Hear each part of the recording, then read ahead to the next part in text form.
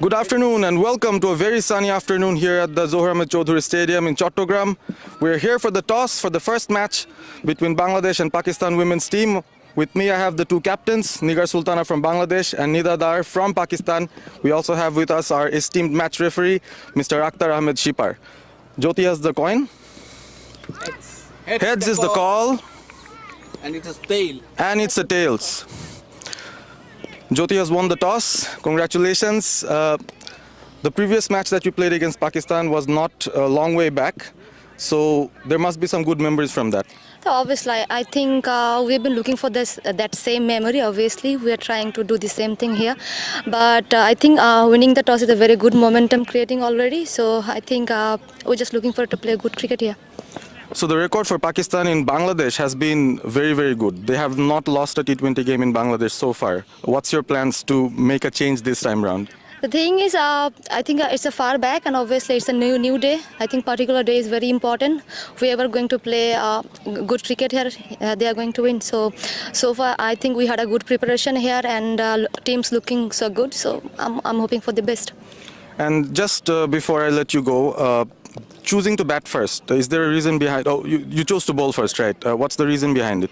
I think we all already seen like rain for last 2 days, and I think we are trying to get the taking the atmosphere chances. So I'm going to give them our bowlers to good challenge to them that how we actually bowl against the Pakistanis.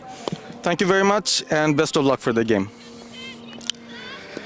Yes, so losing the toss, is it a big toss to lose? I don't think so. I don't mind even batting first because we have a very good batting strength here. So I'm okay with that. So the previous game, it was one of the few games that Bangladesh actually won against Pakistan in the T20 format. Coming here for this 3-match T20 series, what's the ultimate target from Pakistan's end? I think we have already dominant in Bangladesh and against Bangladesh, and we are not, holding the previous matches, but still we are waiting for this match, and inshallah will go well. Okay, and just before I let you go, one final question. How much do you think would be a good score in this wicket? Look, we always target big totals, so I think 150 plus is a good total here. Okay, thank you very much and best of luck for the game. So news from the center, Bangladesh has won the toss and they have elected to bowl first.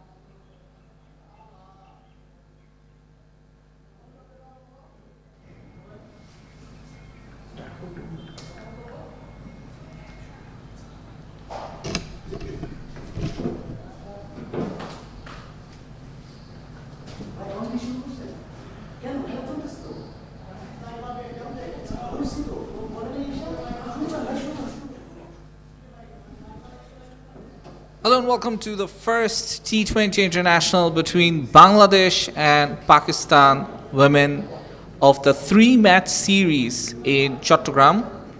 We just got the update from the toss where Bangladesh won it and chose to field first.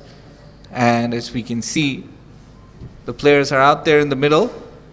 There is bright sunshine. Despite there being rain in the morning, the conditions are quite pleasant for cricket despite the sunshine. Because we're in late October, it's not very humid, so we should be in for a full game, a full 40 overs, and it should be a cracker of a match because this surface looks absolutely splendid. Lots of runs to be made here, and that's why perhaps Bangladesh's captain, Nigar Sultana Jyoti, she won the toss and chose to field first, set her team a total, and then bat under the lights where dew might be expected. And it might get easier to bat on. Marufa with the first delivery outside of stump, and there is a bit of misfield, and Pakistan are off the mark. The run comes as an extra though, a bye. There was no connection with bat or ball. Marufa, she's been in truly spectacular form with the ball, one of the rising stars of the Bangladesh women's team. In the last series against India, she was one of the best performers, where Bangladesh eventually drew the ODI series 1-1. I'm your commentator today, Shahnur Rabbani, and I'm joined by Ahmed bin Parvez. Parvez, a very good afternoon to you. Very good afternoon, Shahnur. It's great to be here. We actually came in a bit early, and at noon there were bits of clouds. At that time it was difficult for us to understand what kind of shape the weather would be in when the match time arrives, but right after 2 p.m. local time, the skies cleared out, and now it's a very, very bright evening here at the Zohar Ahmed Chaudhary Stadium. Speaking of bright, the floodlights, they just started to turn on as it's 4:30 in the afternoon, and with winter approaching, the sun does set a bit earlier. Marufa's getting plenty of swing. We saw in the last delivery as well, and this time it's very well fielded by her, so just the one run of this over so far. And Marufa Akhtar, she's been very good with the ball. One of the biggest reasons why Bangladesh have been doing well in recent times is the bowling unit. The spinners, generally we've seen Bangladesh produce good spinners, but now we're seeing a lot of fast bowlers coming into the fray as well, and Marufa is one of them. I had the pleasure of interviewing her, and she bowls another one. This time it's driven, and a quick single taken, a direct hit. Would have seen one of the batters in a bit of trouble, but fortunately for them, Pakistan's two openers, they remain unscathed. So, as I was saying, Marufa, she comes from Nilphamari, and her parents from very humble backgrounds. She says that her mother still wants her to not play cricket because it's not the norm here, but she is definitely one of the players to watch out for, making her country proud, and I'm sure her family will also be supportive of her wanting to chase her dreams and become one of the best fast bowlers in world cricket. And we can see the great amount of swing she can get with the new ball. Every delivery we've seen a bit of shape away and then it comes back in. So you can call it a bit of early reverse swing from the bowler. That's a big appeal from Marufa. She won't get that from the umpire. The ball pitched down the leg, and a leg bye being scored by Pakistan. They've made a slow start. They've been a bit tentative with the swing that Marufa has been getting. She swings it in the air, it pitches and moves away again from the left-hander. The two openers on the crease, Mubina Ali and Sidra Amin. Sidra has been one of Pakistan's star openers and star batters. She scored a bulk of runs and has been in great touch. Although I think there would be a wound for Pakistan. They were fighting Bangladesh in the recently concluded Asian Games bronze medal match where they actually lost, and the batting performance wasn't up to the mark. They could just score 64 runs, and Bangladesh chased that down with 10 balls in hand and won the game by 5 wickets to get the bronze medal. The record for Bangladesh against Pakistan in T20s hasn't been very great either. Out of the 17 matches these teams played against each other, 15 was won by Pakistan and just 2 by Bangladesh. Surprisingly, Bangladesh are yet to win a game, a T20 game against Pakistan at home. So this would be a big challenge for the Tigresses.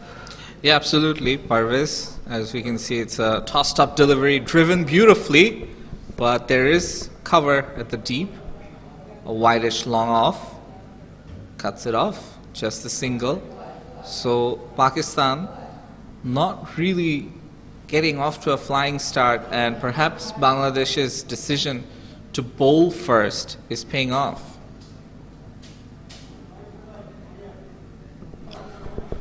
Spin from one end and pace from the other. Bangladesh have naturally been pretty good with their spin bowling, especially at home. We've seen the men's team, the women's team have those variations in spin through which they would want to attack with the new ball even. And they've got some success as well. The recently concluded series against India is a big shining example. Bangladesh lost the T20 series narrowly 2-1 and drew the ODI series, which drew a lot of attention towards them. That was a hit and miss from the batter. Ball got some extra bounce. Sultana coming in over the wicket, has a slip. Jyoti going for the attack. This time the reverse attempted, unfortunately to no avail, no connection on that occasion. And Sidramin, her non-striker's end, she is definitely going to have a word with Sidra. And it's a good decision to have the slip early on, exactly for something like that. This time it's driven just for the single once again. Marufa, she'll be doing the fielding. For Bangladesh, it's about making sure that the power play overs, especially Pakistan, don't get off to a flyer, because it looks a very good wicket. And to make sure that whatever total Pakistan achieves, it's a gettable one for the batters. We saw plenty of power hitting from the Bangladesh batters early on. This time some power hitting from Pakistan. It's been swept square of the wicket. And that's the first boundary for the Pakistan women's team. So just as I was talking about some power hitting from the Bangladesh women, Pakistan showed that they are very capable of that as well. So it's going to be an interesting contest, Parvez. Beautiful shot, very well timed against the turn, but nonetheless, when you time it that well, you just need to clear the inner circle. Sultana coming in for her next delivery under a bit of pressure.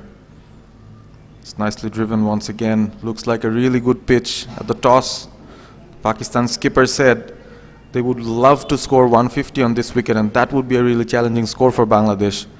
So far, the batters look comfortable. Another over gone. The end of 2 overs, Pakistan 9 without loss. It's been a good start, I would still say, by Bangladesh. Pakistan scoring steadily. They haven't lost a wicket. Both the openers out there. And some field changes in play during the power plays. Only 2 fielders can be outside the inner circle. And Captain Nigar Sultana Jyoti just giving her bowler Maruf Akhtar a bit of encouragement before she starts her new over. A slip in place for her. For Pakistan, they have to be watchful of Marufa's threat, because she does have a very good Yorker this time. A quick single is taken. They've been taking these quick, cheeky singles, putting the Bangladesh fielders under a bit of pressure.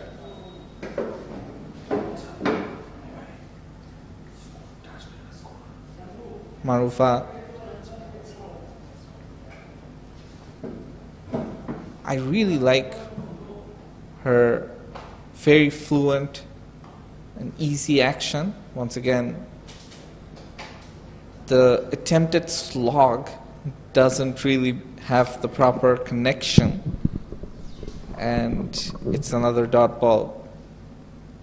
We've seen quite a few of those already in the innings, so you can tell Pakistan, they have a lot of intent about going at it, all guns blazing in the early overs, especially with the power play on. Oh, beautiful bowling by Marufa, teasing the batter, telling her to come down the wicket and play her shot, but the swing away almost makes it unplayable. And you can see the 2 Pakistan batters, they're having a word with each other after that, just trying to make sure that they stay calm and composed and collected. They don't want to lose early wickets. Marufa enters second over. She'll have 2 more after this. Muniba Ali on strike. She's got 5 from 8 deliveries so far. Nice pickup from her over the inner circle. There's protection down there, but she can't reach it. Her second boundary, Muniba Ali. She's getting herself going. Pakistan trying to get a move on. 14 without loss. The third over of the game. Losing the toss. Batting in a fine evening here at Chattogram. Floodlights are on, but I'm not sure, Shanur, did we even need those floodlights? It's pretty bright out here. Yeah, since the shadows are on, I believe that's one of the reasons. You can see the shadows being across the pitch as well. This time it's played quite nicely towards deep third. Just another single though. So Marufa in this over, she's bowled very nicely, not giving anything away.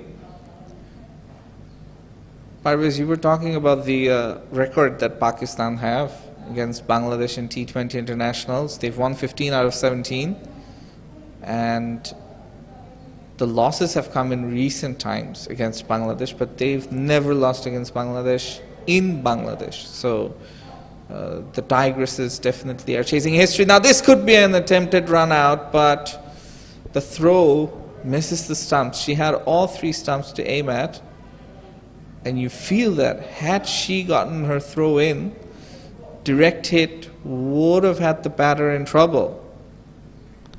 That wasn't a run, and was hit pretty firmly towards mid-off.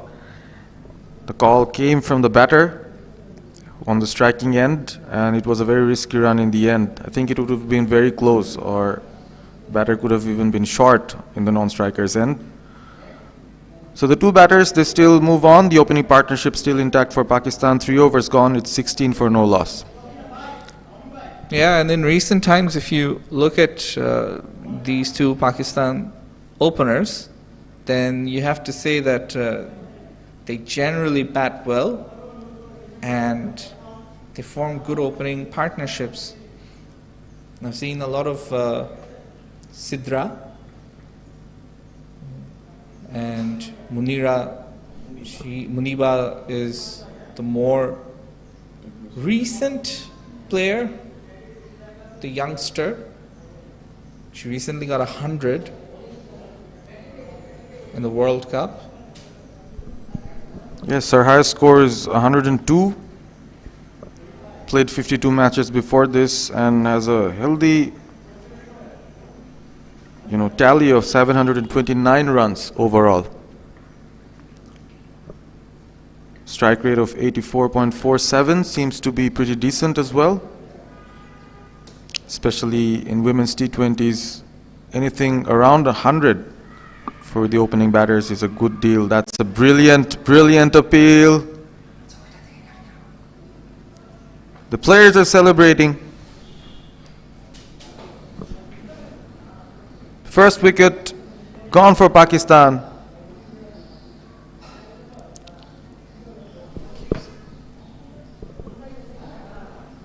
It's an early breakthrough there for Bangladesh. Pakistan losing their first wicket 16 for 1. Bangladesh getting the start that they wanted in the power play overs, it must be said, Parvez. And this is what you got to do in T20 cricket. When you decide to bowl first, you want to make sure that you get wickets early. Yeah, and the big fish, the big wicket of Sidra Amin, taken by Nahida, she cleaned her up. Sidra heading to the dressing room, scoring just 4 from 9 deliveries. New batter comes in. It's the 4th over of the game. Pakistan losing the toss, batting first, pushing in, try and put up a good total on the board. There's 16 for the loss of 1 wicket. Muniba Ali gets a new partner. Nahida Akhtar in her first ball strikes. So Jyoti did not take long to make changes. Sultana just had 1 over, and after that Nahida came in. The experience count and she gets her wicket in the first delivery. Absolutely, and a good change from the captain as well, Nigar Sultana Jyoti, you have to say, to bring on Nahida in this over in search of that early wicket. A slip in place for the new batter. Beautiful bowling.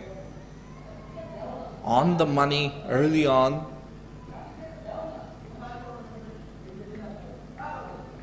Bangladesh will be pleased with this start. They're going through the overs quickly and making sure Pakistan don't really get any easy runs this time on the leg side, but once again straight to the fielder at short fine. And once again another dot ball. This will build up the pressure for the new batter.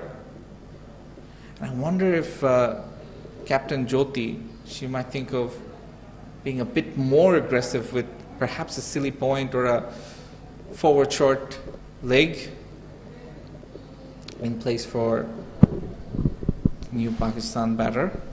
Nahida, she's bowled quite beautifully. So Muniba, she takes strike. Two left-handers at the crease in operation for Pakistan. That's nicely played again. Through the carpet for a single. It's not been easy facing Nahida. She has a lot of experience bowling with the new ball. Puts in some flight, bowls in good areas. Tries to tease the batter at times to go for expansive shots. Oh, that was a nicely done paddle sweep in the end. Another single. Boundaries have dried up a bit for Pakistan. They've hit 2 so far. The end of another over. The end of 4, 19 for 1, Pakistan. 2 left-handers in the crease. Marufa, she went and bowled a couple of overs. Do you think she's going to continue with another one? Yeah, that'll be interesting from the captain because she is good at the death, Marufa. She's got a brilliant Yorker in her arsenal. So as a result of which the captain, Nigar Sultana Jyoti, will need to make a decision with how she uses Marufa. There will be more spin, I believe. And with the Pakistan batters yet to really middle and power the ball through the infield towards the outfield, I think spin will be the way to go. Beautiful delivery there, an inside edge, could have easily been hitting the stumps on this occasion though. So Pakistan, their batters are living a bit dangerously. Ritumoni, the fielder, I think she was standing a bit deep at the edge of the 30-yard circle. Could have been maybe 5 meters in. Could have stopped that single in that case. Sultana, with her next delivery, that was cut away, but in general, looks like a good batting track with not a lot of bounce. Balls keeping a bit low. The batters have to be mindful about that. Well, Sidra, she's the one that's departed, bowled by Nahid Akhtar. This time the sweep is attempted and it covers the ground, goes all the way, goes the distance. You could see there were 2 fielders stationed at square leg and backward square leg exactly for that shot, and it surpassed both those fielders. So good shot there. Muniba, she moves on to 15 from 13 deliveries with 3 boundaries. Bisma Maruf, the former captain, she's on 3 runs from 5 deliveries. Still to bat, the captain Nida Dar, Alia Riaz, Iram Javed, Natalia Parvez, Hani, Diana Beg. So plenty of batting left for Pakistan still to come. Nashra Sandhu and Sadia Iqbal, they're mostly the bowlers. Now, just testing that white ball mark, but definitely just in it. So, no harm done on this occasion for Bangladesh. It's a dot ball. Sultana, I think she could consider herself to be a bit lucky on that occasion. Was teasing with the marker there, that imaginary marker for the umpire to judge whether a ball is a white ball or not. Umpire Ali Arman and his partner Tanvir Ahmed, the two umpires officiating the game on the field. Sultana going in her round the wicket channel for both left-handers. An inside edge leads to another single. The intent is clear from Pakistan. They really want to make good use of the power plays, which is fast passing by. Fifth over has ended 25 for 1 Pakistan. Current run rate is at 5 per over. It's a good solid start. Absolutely. I think it's a good solid start, but at the same time, it's not really a really good start. So Bangladesh, I think, will be pleased with what they've done so far in the power play overs. And Parvez, if you take a look, they've taken the early wicket. Pakistan really haven't scored any big runs in any of the overs. So that'll give them impetus to continue in the same vein. As we said, 2 left-handed batters for Pakistan in operation. This time it's a stump-to-stump delivery. And she's really getting the ball to skid through. That's what's most impressive.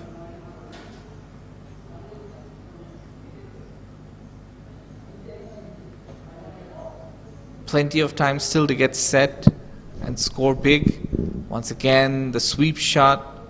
Every single boundary that Pakistan have scored so far, it's been from the sweep shot. If you notice, it's been that square leg region that they've targeted. Maybe a fielder there, deep backward square leg or deep square leg. Maybe that could be an option for Bangladesh, a catching option. Another attempt. This time it hits the front pad, and another wicket for Nahida. Big celebrations from her, and why not? An absolutely stunning delivery. Would have hit dead onto the middle stump. It was another sweep that brings doomsday for the batter. Yeah, I sort of put the mockers on her. I was calling that there could be an option to get her caught out with the fielder at the deep playing that sweep. Eventually she falls for the leg before, missing the ball. And what did her in, Muniba, is the flight of that delivery. She thought that it was going to be a bit more short and she had a bit more time to really play that shot, but that wasn't to be. So Pakistan, they lose their second wicket, and you have to say the Tigresses are on top of proceedings at this moment, Parvez. Nahida adds another one to her illustrious career, wearing the Bangladesh green. Before this game, she had already 69 scalps, and she adds 2 to this list. She got a wicket from her first ball, got rid of one of the Pakistan openers who could have been very dangerous during the power play, and then now she gets Muniba Ali as well, another hard-hitting batter. So Bisma Maroof would find another partner for her. Absolutely. The new batter in, and Bangladesh are trying to pile up the pressure on with some close-in fielders. A slip in place, as we can see. Spin from both ends, and it's really putting a choke on the Pakistan batters. This time it's a beautiful spinning delivery. There was loop, flight, extra bounce, and that turn as well. So even though we've heard that the pitch is a really good one to bat on, you can see that there's ample support for the spinners, and we also saw the fast bowler Marufa getting a lot of swing.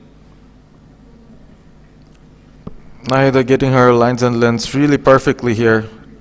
Trying to attack the stumps each and every time and successfully getting 2 wickets. Has been one of her successful overs again. 6 overs gone, it's 25 for 2. Pakistan women's team lost the toss and were sent to bat first by Nigar Sultana. Right now, Captain Nida Dar and Bisma Maroof trying to forge a partnership. Since the 2 big wickets went, both the openers back in the dugouts. Sidra Amin bowled Nahida Akhtar for just 4 and then followed by Muniba Ali, who was trapped in front by Nahida Akhtar. She scored 16, looked the best of the batters.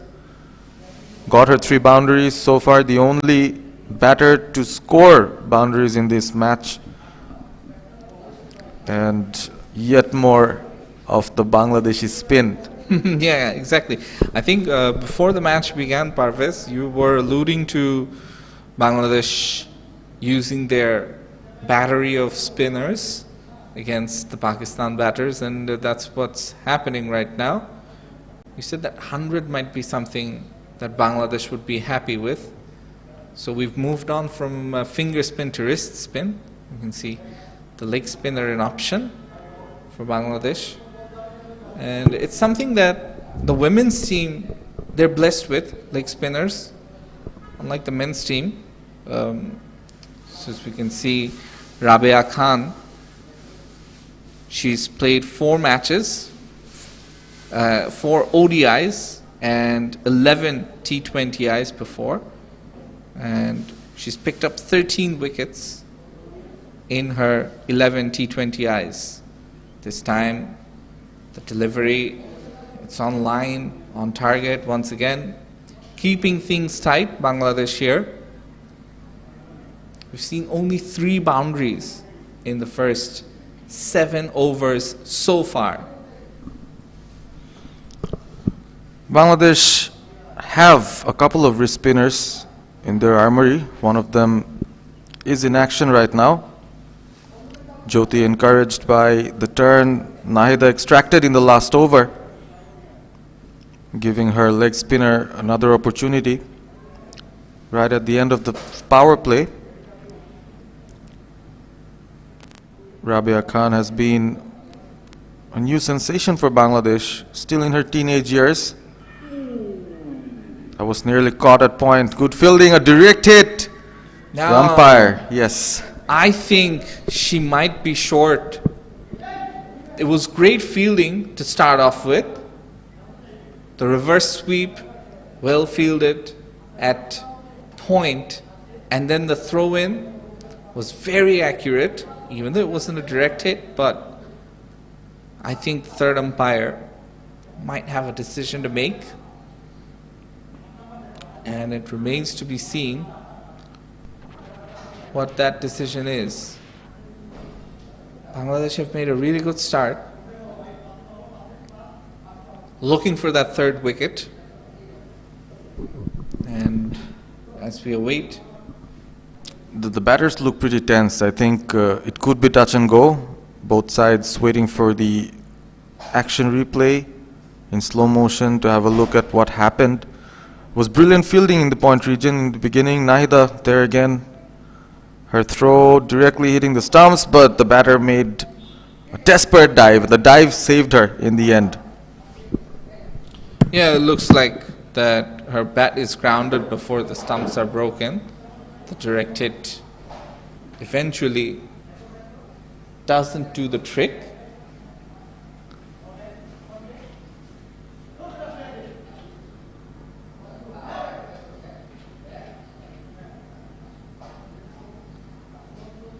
Third umpire just making sure. So far, Pakistan, they've managed 27 runs for the loss of 2 wickets. We're into the 8th over. Bangladesh, they've been very tidy with their bowling effort. They'll be happy, the happier of the 2 camps so far with what they've done. Looking to keep Pakistan to a total of 100 to 120, something that they might be comfortable chasing.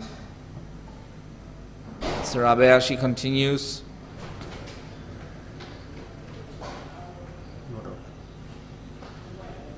So yeah, the decision, third umpire decision, it's a not out.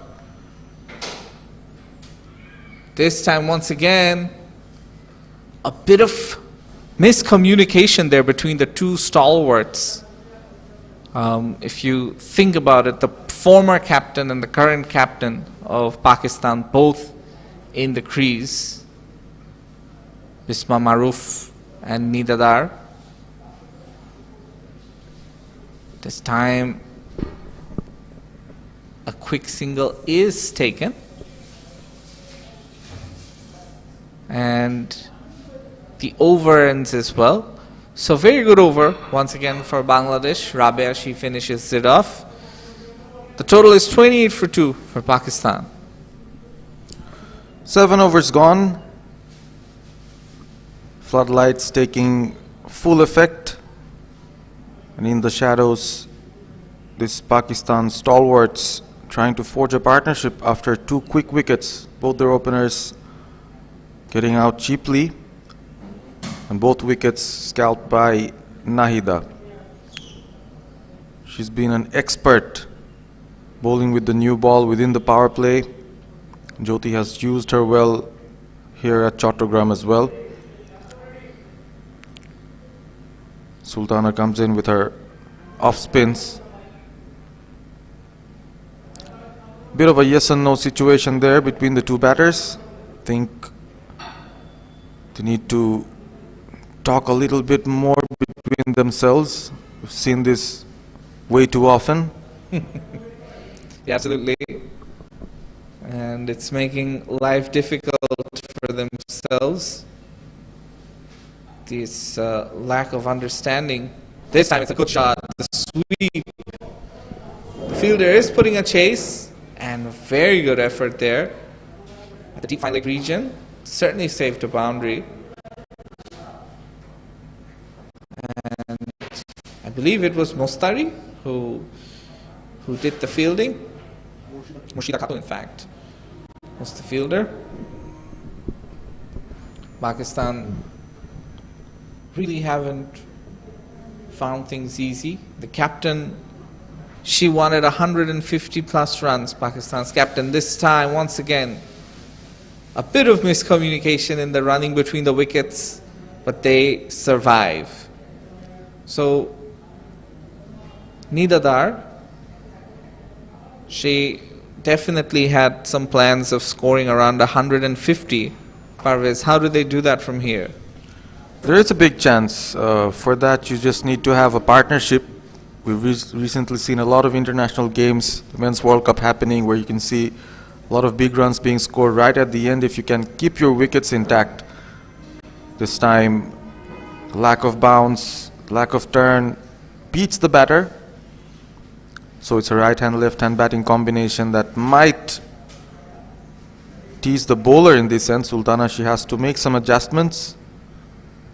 Another sweep shot, a very favored shot by the Pakistani batters in the initial overs of the game. They've scored most of the runs from square of the wicket. Another run scored by the captain, bringing in Bisma Maroof on strike. She's been looking confident enough, but has played quite a few dot deliveries as well. It's just the first game, Shanur, and both teams trying to adjust to the wicket, to the conditions, to each other, because the last game that they played was in China, and the conditions, the pitch was so much different, and it was very difficult to bat on. Compared to that, this could be a game where 120 plus could be a challenge. We've seen in previous matches the Bangladeshi batters sometimes tend to lose their tempo. They have historically not been a very good chasing side. If the score exceeds 110, that is a statistic that comes to me. Another over gone. The end of 8 overs, Pakistan 32 for the loss of 2 wickets. Yeah, so the wickets that have fallen, Munib Ali, the wicket keeper, batter, and the opener as well, she top scored with 16 from 19 with 3 boundaries. and no one else has really managed to cross the boundary apart from her. Sidra Amin, she was bowled by Nahid Akhtar, and Nahid has been the one who's taken both the wickets. Bisma Mahroof and Nida Dar, they are the two players at the crease. Mahroof on 9 from 13 and Dar on 2 from 7. This time it's a good delivery. Just outside off, teasing the batter, Rabia. In her first over, she conceded just 3 runs. Nahid Akhtar, 2 overs, 1 maiden, 3 for 2. She's really been the pick of the bowlers. Now, did she hurt herself a bit? Bit of a collision with the captain there, and Nida Dar smiling, asking Rabia if everything's all right, and she said yes, she's all smiles as well. So that smile takes away all the concerns.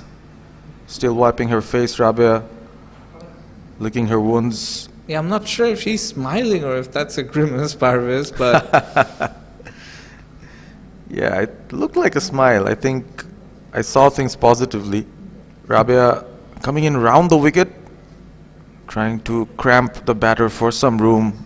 Bit of sloppy fielding in the infield, but the batters decide not to take that risky run from an overthrow, which often brings the demise of the batters. yeah, the Jyoti- run out and the third umpire, they've been busy with these two at the crease. Their running between the wickets hasn't been the easiest. I guess that's the best way to put it. Rabia, she continues her second over.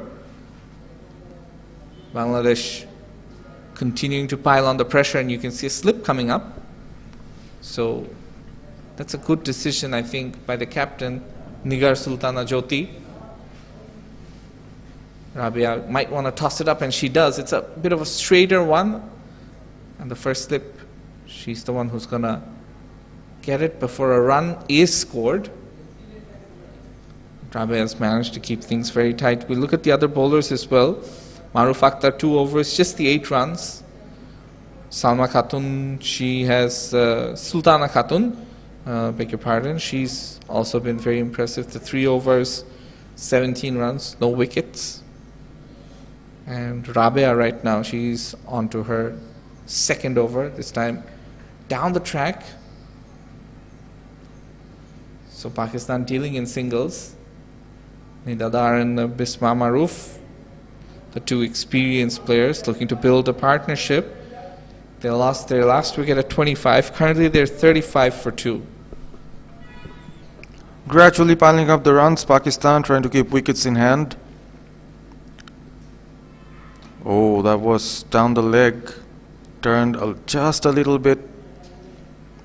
The sweep shot employed by Nida Dar. Couldn't put bat onto ball. Another over ends. Tight over again from Rabia. Bangladesh mostly depending on their spinners to lead the attack. Marufa had her initial burst of 2 overs. The only fast bowler in the side. Another leg spinning option to be deployed very soon. Whereas if you take a look at the last delivery, I was wondering, it hit her back leg, I believe, or else it definitely would have been wide. Although there was a bit of a stifled appeal from Rabia. It was going down leg, that's for sure. A bit of luck going Bangladesh's way so far in this match, as we're edging closer to the halfway mark in the match. 9 overs done, 36 for 2. So, Parvez, you're spot on with your prediction. You said after 10 overs we might see Pakistan at around 40 odd. That's been the way runs have been scored, especially in the subcontinent region. Don't find a lot of wickets with too many runs being scored.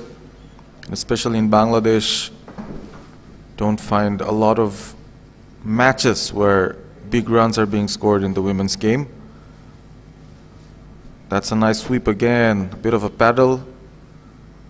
There's protection in the deep, but the fluency in rotating the strike is gradually coming into action, and these two experienced batters, Nida Dar and Bisma Maroof, trying to build up a little partnership here, a partnership of 11 runs from 21 deliveries. Fahima with another ball just outside the off stump, and the lack of bounce showing. Nida went with the horizontal bat shot.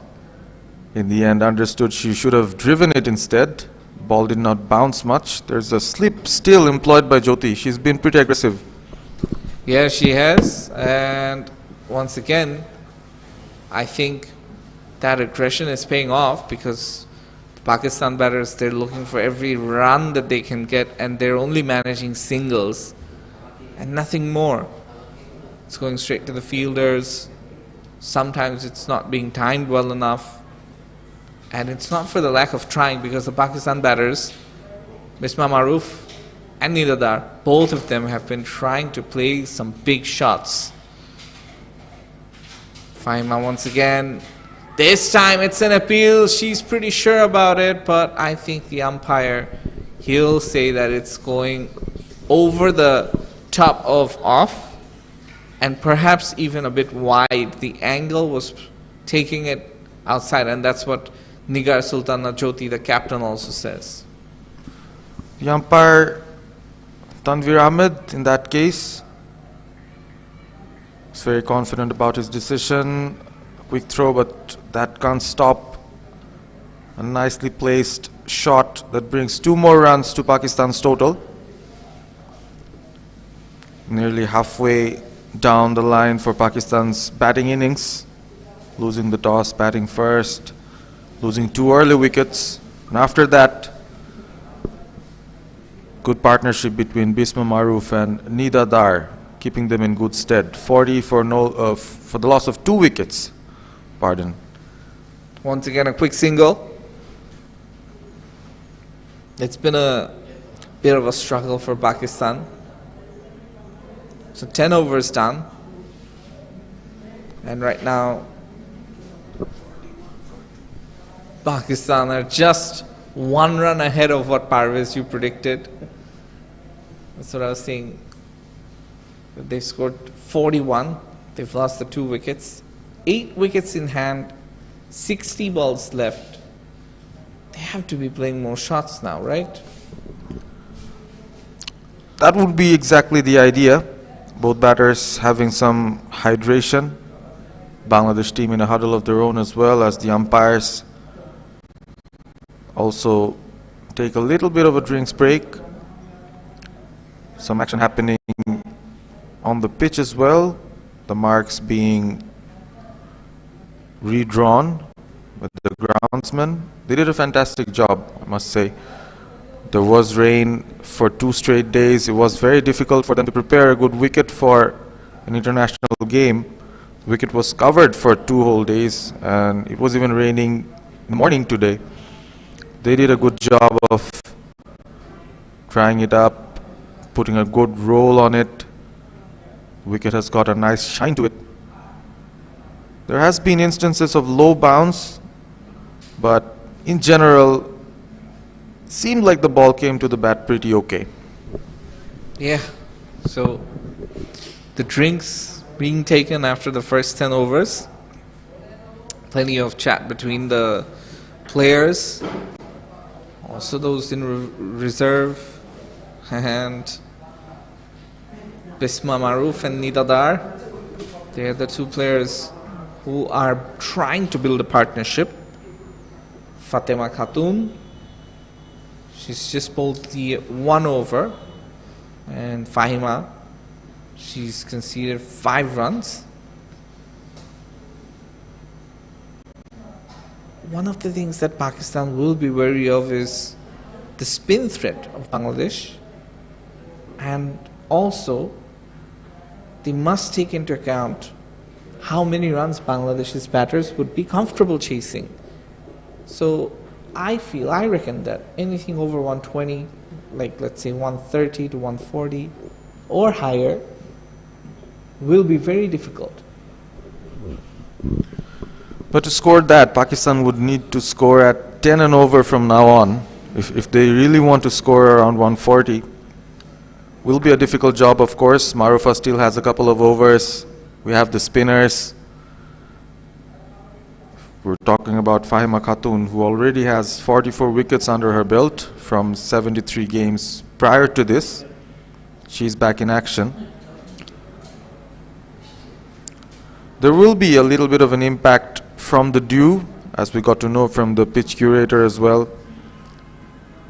Winter is fast approaching and both teams are wary about that. So it was an easy decision for Jyoti to actually try and field first.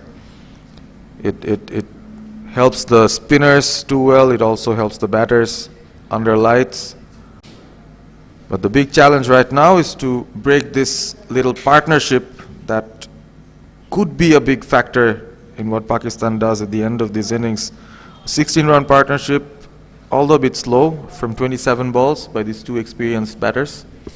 Yeah, Bisma and Nida, they've managed to stitch things together so far. This time it's a short ball, but not punished. Just 2 point. And it won't even be a run.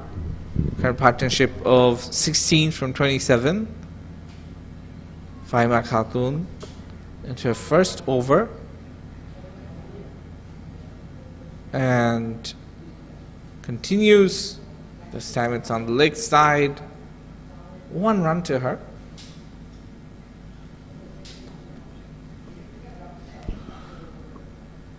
So singles is the way to go for the time being. Two Pakistani experienced batters here, Nida Dar and Bisma Maroof, still a right-hand, left-hand batting combination. Bisma Maroof on to 15, still hasn't hit a single boundary. That was another nicely looped up delivery. Sher-e the bowler in her first over. Yet another leg spinner in the ranks for Bangladesh. We've seen 3 of them now. In the women's team, has to be said. In the men's team, they've got Rishad. Oh, now that was close to being caught out.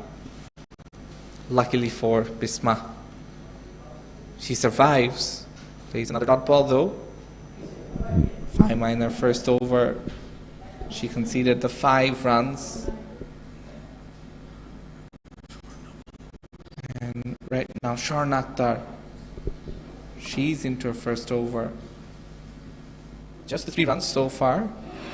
A few deliveries remaining.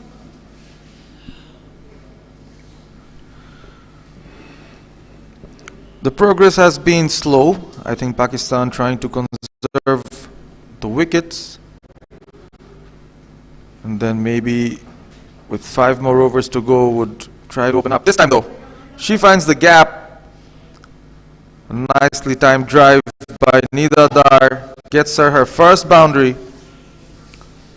Stepped out, turned that full delivery into a low full toss. Nicely found the gap past mid-on.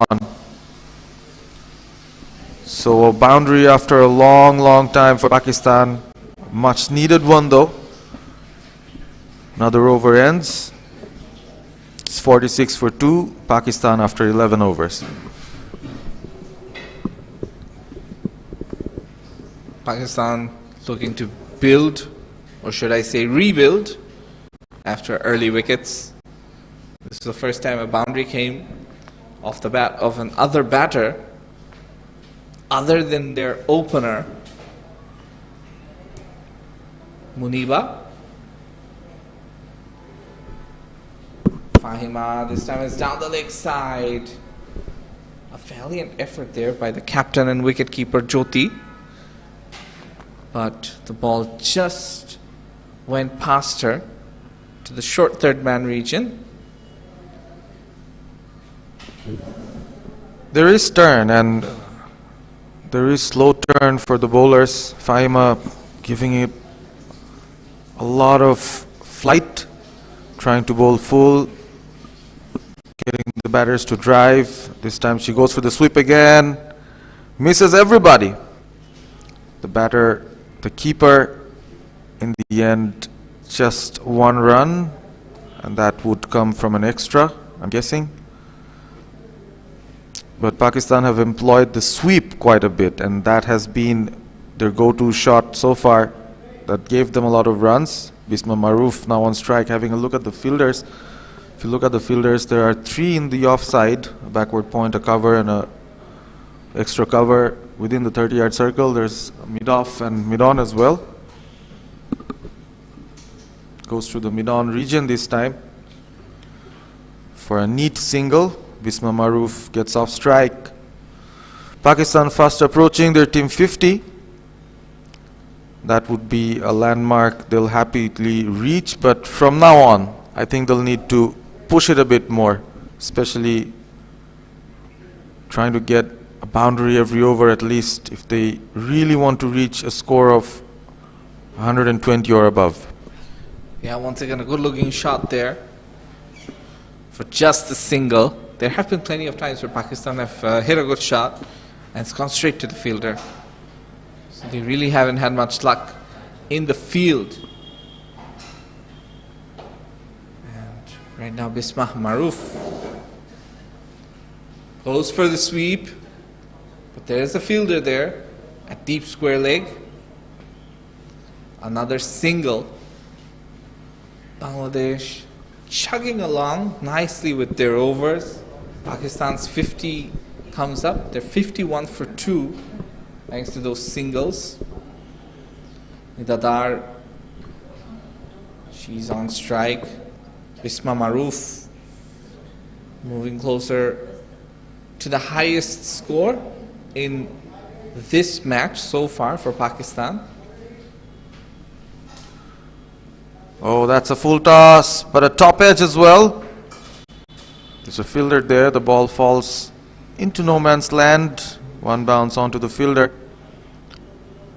The shot did not have a lot of control, but effective nonetheless. Nida Dar gets herself some more runs there. The current partnership looks healthier every minute. 27 runs of 39. Very effective from the two, bringing in their experience and giving Pakistan a score of 52 for 2 after 12, just 8 overs left. So it's 48 more balls for the Pakistani batters. They've got 8 wickets, and I think that will keep them in good stead.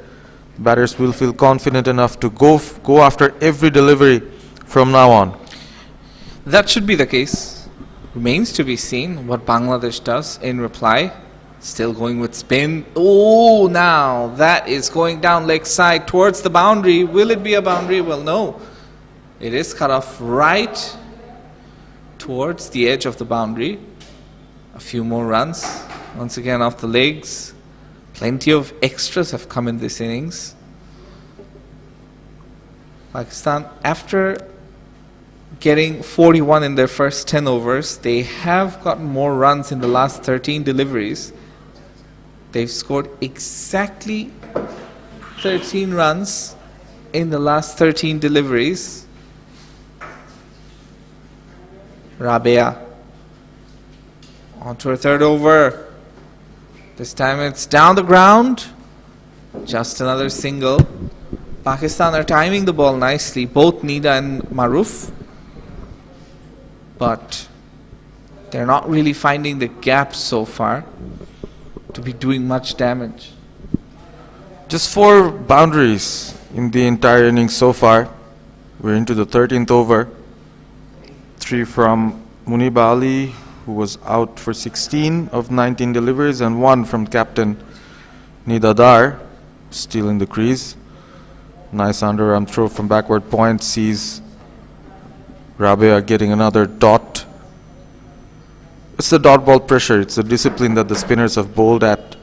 They've tried to bowl at the stumps, always trying to hit the stumps, and that's where the Pakistan batters found it hard to go after the bowling. Not a lot of room given. Another single, strike being rotated, partnership moving on in its merry way. 31 of 43 balls now. Yeah, absolutely. And it's been a hard graft for these two experienced batters to set themselves in a position where they can go big. And this time, I believe she tried exactly that, Nida Dar, but sees her stumps rattled.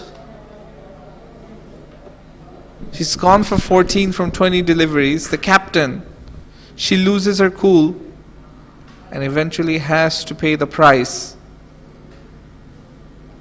She goes for hero, misses the ball completely, and Rabia deservingly gets her first wicket.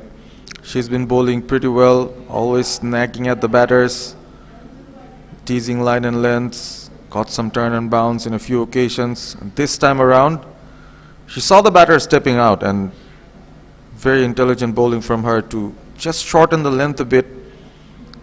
Ball went through the gates, and Bangladesh have another occasion to celebrate. The third wicket goes for Pakistan captain Nida Dar. She's castled by Rabia Khan, scoring 14 from 21. We await the new batter, Alia Riaz, if I'm not wrong. She's into the crease, another right-handed talented middle order batter for Pakistan. We've already talked about this previously. Pakistan have a 100% winning record in Bangladesh, but Bangladesh's skipper had a strong message. She said they're pretty confident they can change those statistics this time around. It's a 3-match T20 international series that will be played here in Chattogram, and then another form of white ball cricket, the ODI format. Those 3 matches will be played in Dhaka. So it's a big series for Pakistan. It's an important one for both teams.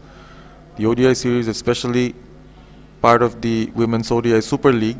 So really, really important to pile up those points for both these sides. Absolutely. And speaking of piling up points and piling up pressure, that's what the Bangladesh bowlers are doing. Rabia with another splendid over where she had the wicket and just the 4 runs off it. The current partnership of 0 from the first delivery. Bisma Maroof, obviously the experienced partner among the two. 20 from 28. Perhaps she'll be the top scorer in this innings. Perhaps it will not be enough. Only time will tell. I think Pakistani batters had to recalculate what they initially thought the wicket would behave like and how they would be able to compile all those runs, and the recalculation would bring them down to maybe a total of 120 that they would be satisfied with. Oh, another direct hit. Sultana is already celebrating. Brilliant fielding from Bangladesh. We've seen a couple of these already, and the batter is walking off. Bisma Maroof, she knows she's gone.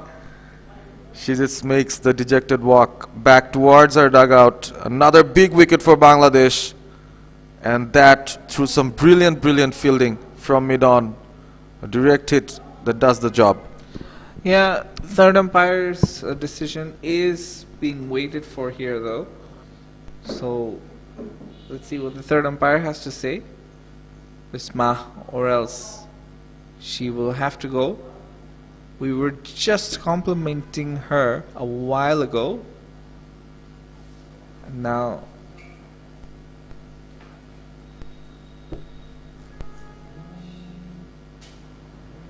that looks like she might have made her ground.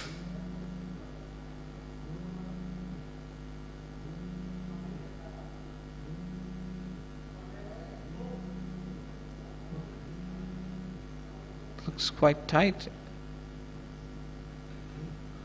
She might be saved by the third umpire here.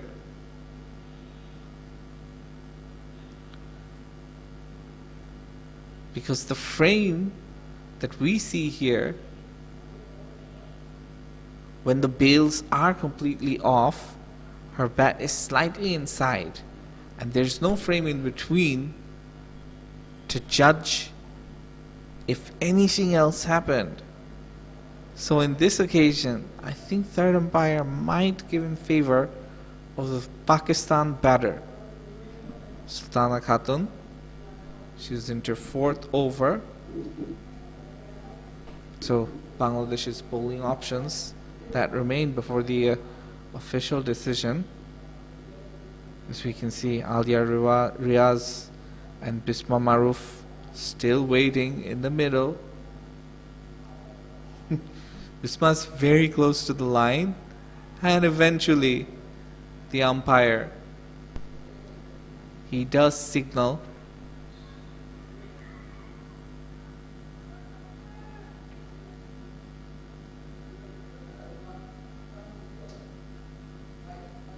So Iram is a new batter in, along with Alia. So Pakistan, they've lost their two set batters in quick succession. Sultana Khatun finishes 3 overs, giving away just 17 runs.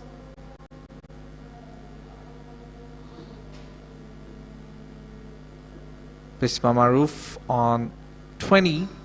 She was the last batter to get out. 20 from 28. Nida Dar, the captain, she scored 14 from 21. Alia was 0 from 1. 2 extras. And the total runs are 56 only for 4 wickets.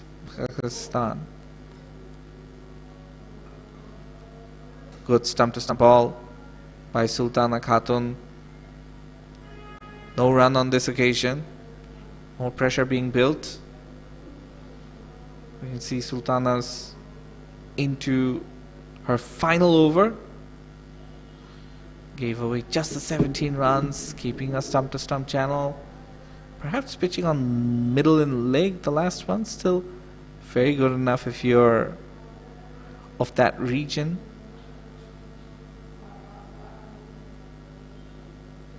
Khatun and Maruf. She was the last one to go.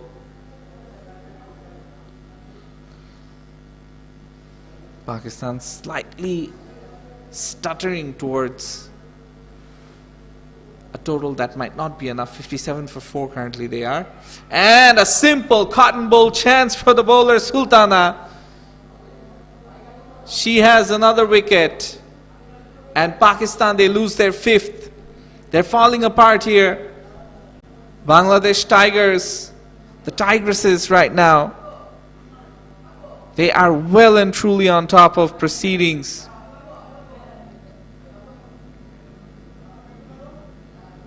They've been great in the field, great with the ball after winning the toss and putting Pakistan onto bat.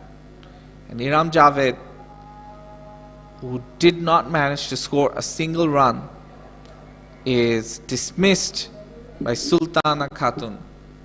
There was one dismissal in the over earlier on. That was over run out. Now she's got a wicket as well. All of the Bangladesh spinners and bowlers, they've chipped in with wickets.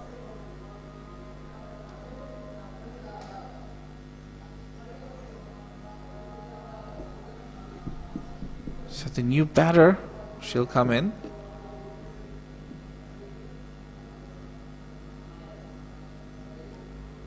As we can see, not much batting left for Pakistan at this stage. Sidra Amin, she was gone for 4. Muniba Ali was gone for 16. Bisma Maruf run out just a while ago for 20. The top scorer, Nida Dar, bowled by Rabia Khan, and Iram Javed was the latest to get out without troubling the scorers. Gone for a golden duck. Still to bat, Alia Riaz, Natalie Parvez, Umme Al-Hani, and Diana Baig. That's the batting that remains. It's a back foot defensive shot.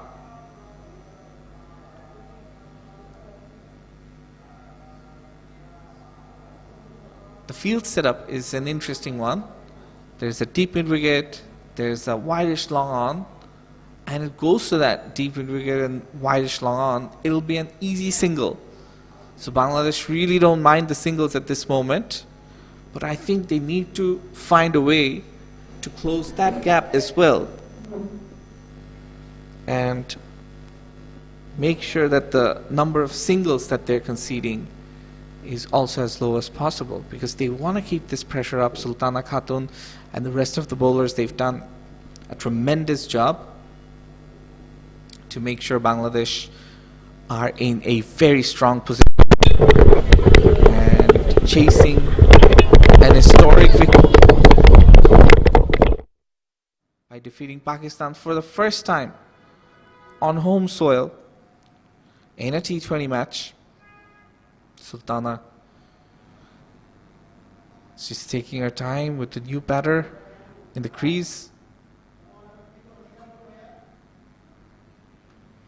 A slip in place. Ooh, very close. She's targeting those stumps. And what that's doing is it's making the batters play some shots which can get them into trouble. If they miss, the batter will either be LBW or will see her stumps rattled. So Sultana continuing, a straighter delivery which she'll field herself. Another dot ball. Nearly 58 for 5 Bangladesh. Everyone's favorite.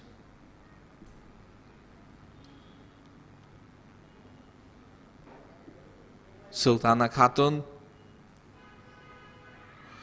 An appeal, but it's definitely going down leg.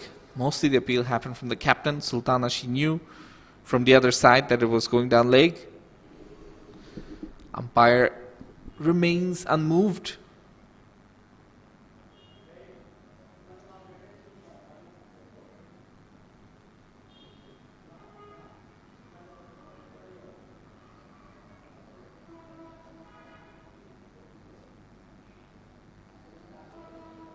Another good delivery. Another dot here. Just the one dot in this over.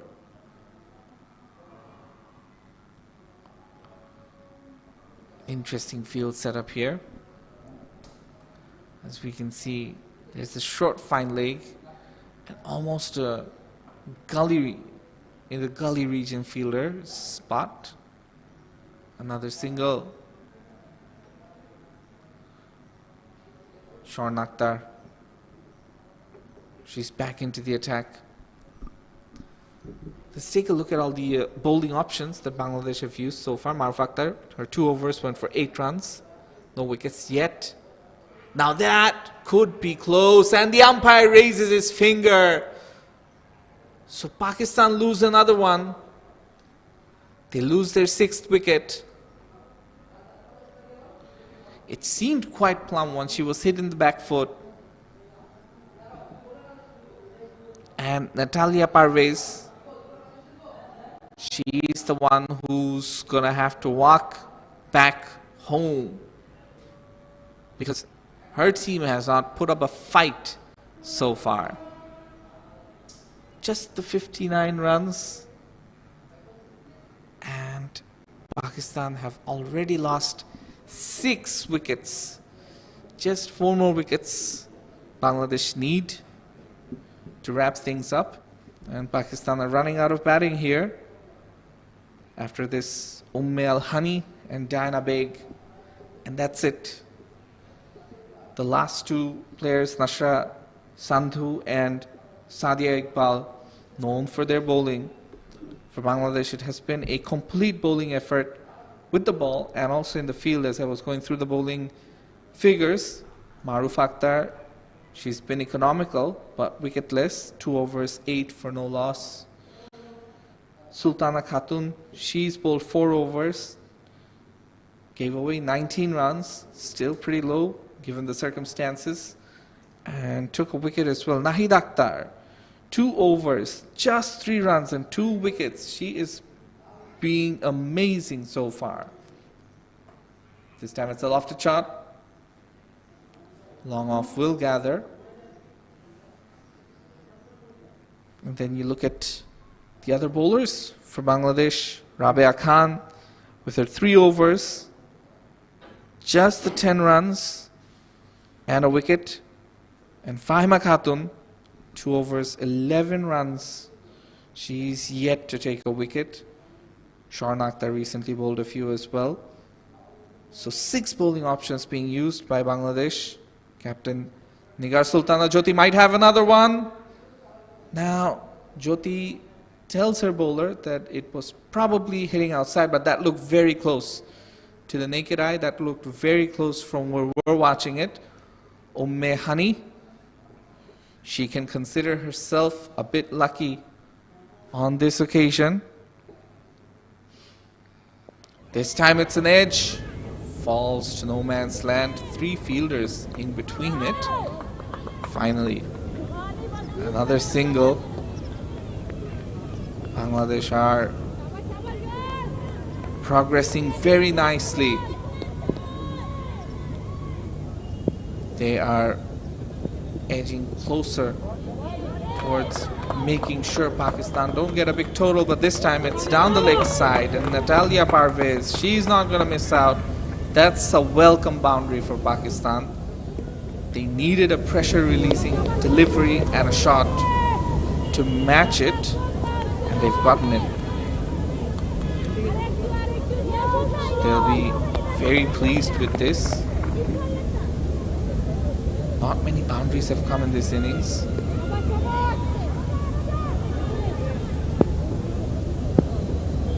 And this is just the 6th, beg your pardon, only the 5th boundary in this innings. This time,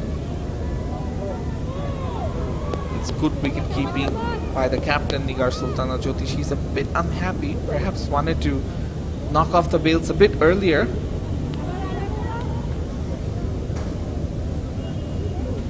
And as we can see, Natalia Parvez, she moves on to 7 now. Very close to her off stump. Once again, living very dangerously. You get the feeling one more wicket and Bangladesh can wrap things up for a very measly total. Pakistan could be all out for within 80 runs. That might be a target that the Bangladesh women want to set themselves and feel comfortable chasing. Parvez, you're back once again, and in commentary with you, it's me, Shahnur. We will bring you the live coverage throughout this T20 and one-day series. The T20 series being held in Chottogram's Sher-e Chaudhary Stadium, and the one-day series in Dhaka's Mirpur Sher-e National Cricket Stadium, the home of cricket for Bangladesh. Mahida Akhtar, she continues. Now, just one bounce to Rabia. She hits the stumps and perhaps the batter might have been out. On this occasion, Natalia Parvez, she survives. Parvez, she's on the lucky number 7. For you though, your lucky number is 13. Yes, we usually find 7 to be the lucky number for most people. For me, it's 13, and I have reasons for that. Maybe on a different day, on a different occasion, we could talk about that. But right now, Natalia Parvez putting up some sort of resistance. Pakistan gradually moving into the death overs. Not a lot of batting left, but still a few more deliveries to play. Oh, that was really low, and the umpire, Ali Arman, raises his finger. The death knell for the batter. Another wicket falls. Pakistan stumbling right now. 7 gone for 67. The latest casualty, Hani, just scoring 2. Couldn't add much to the total. Pakistan in deep, deep trouble right now. 80 runs.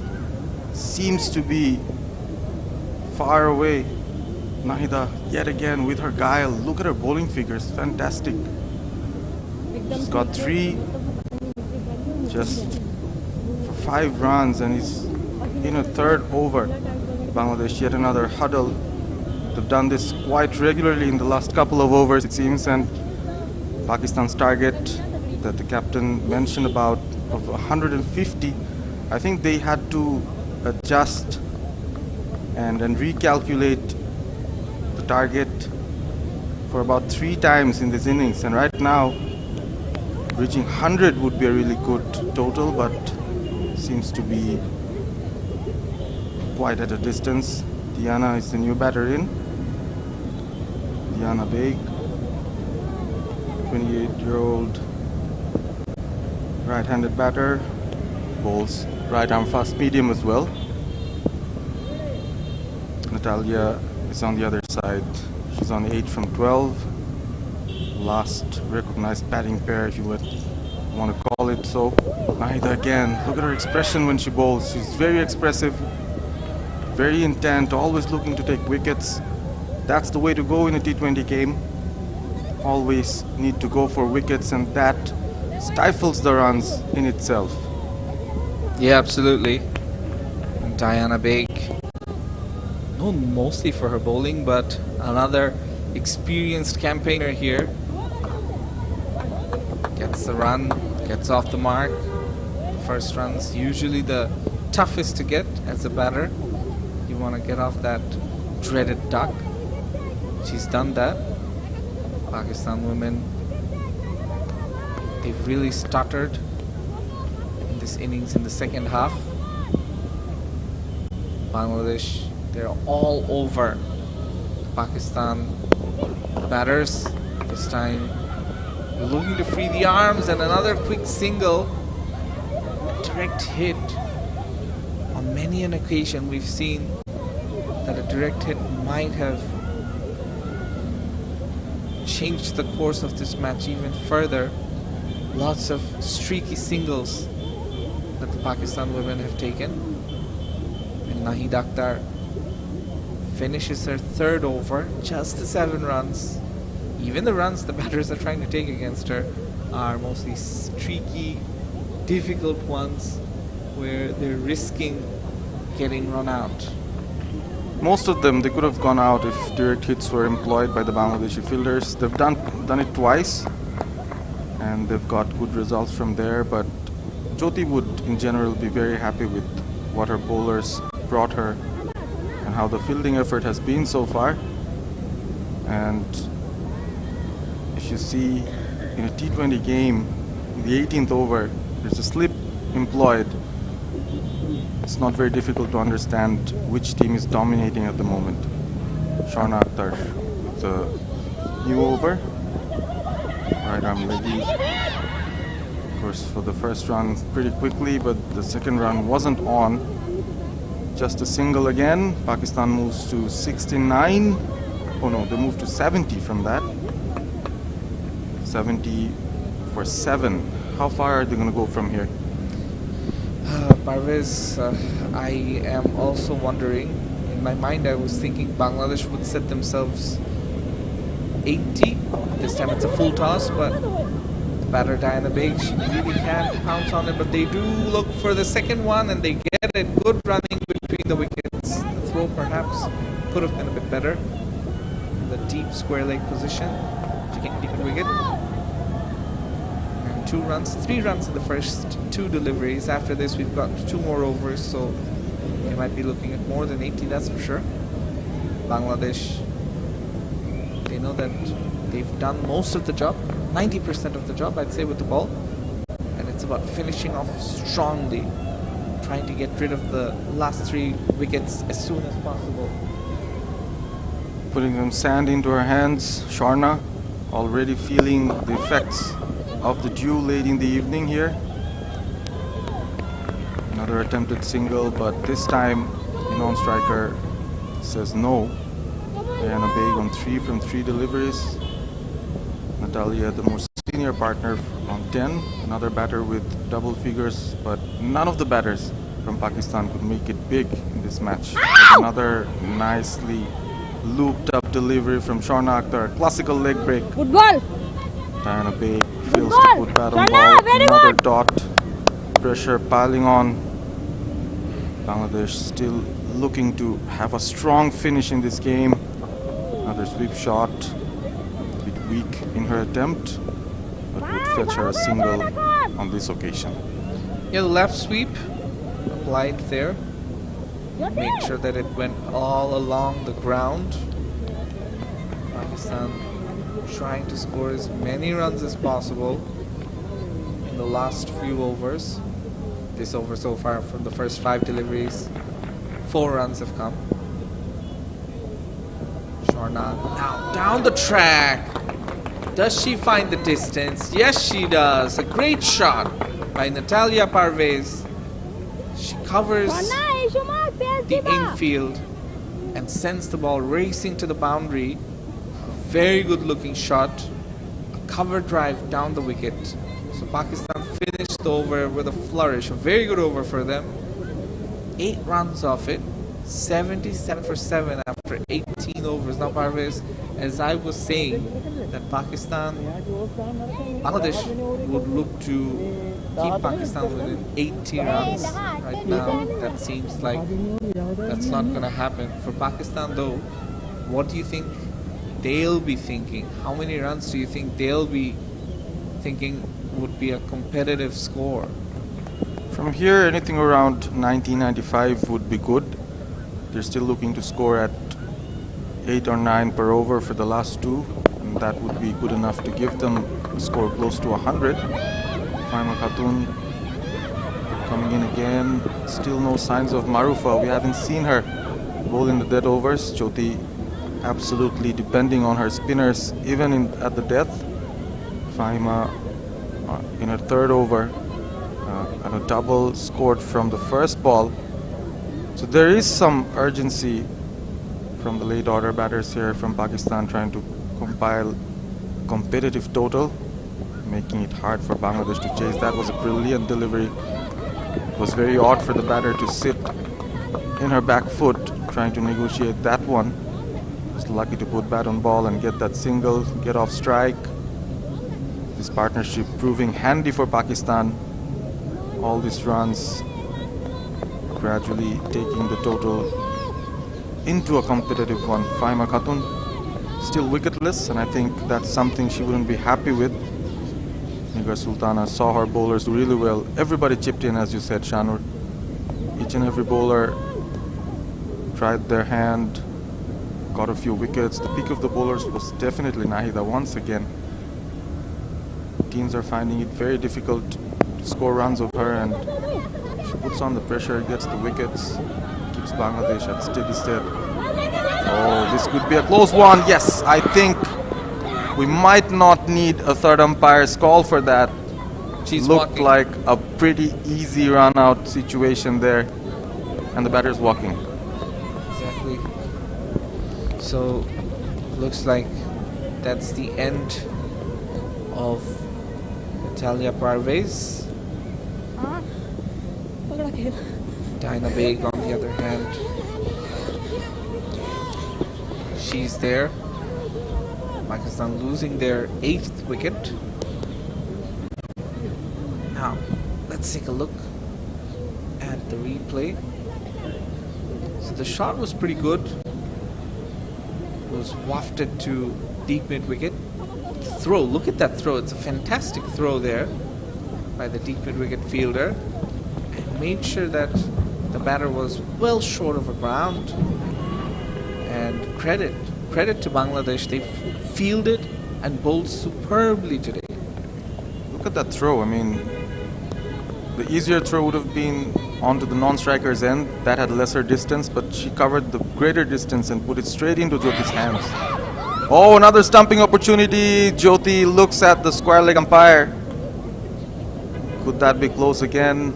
Umpire says batter seems to be fine. So one wicket leads to the other. That could have been the situation in this case, but the batter survives.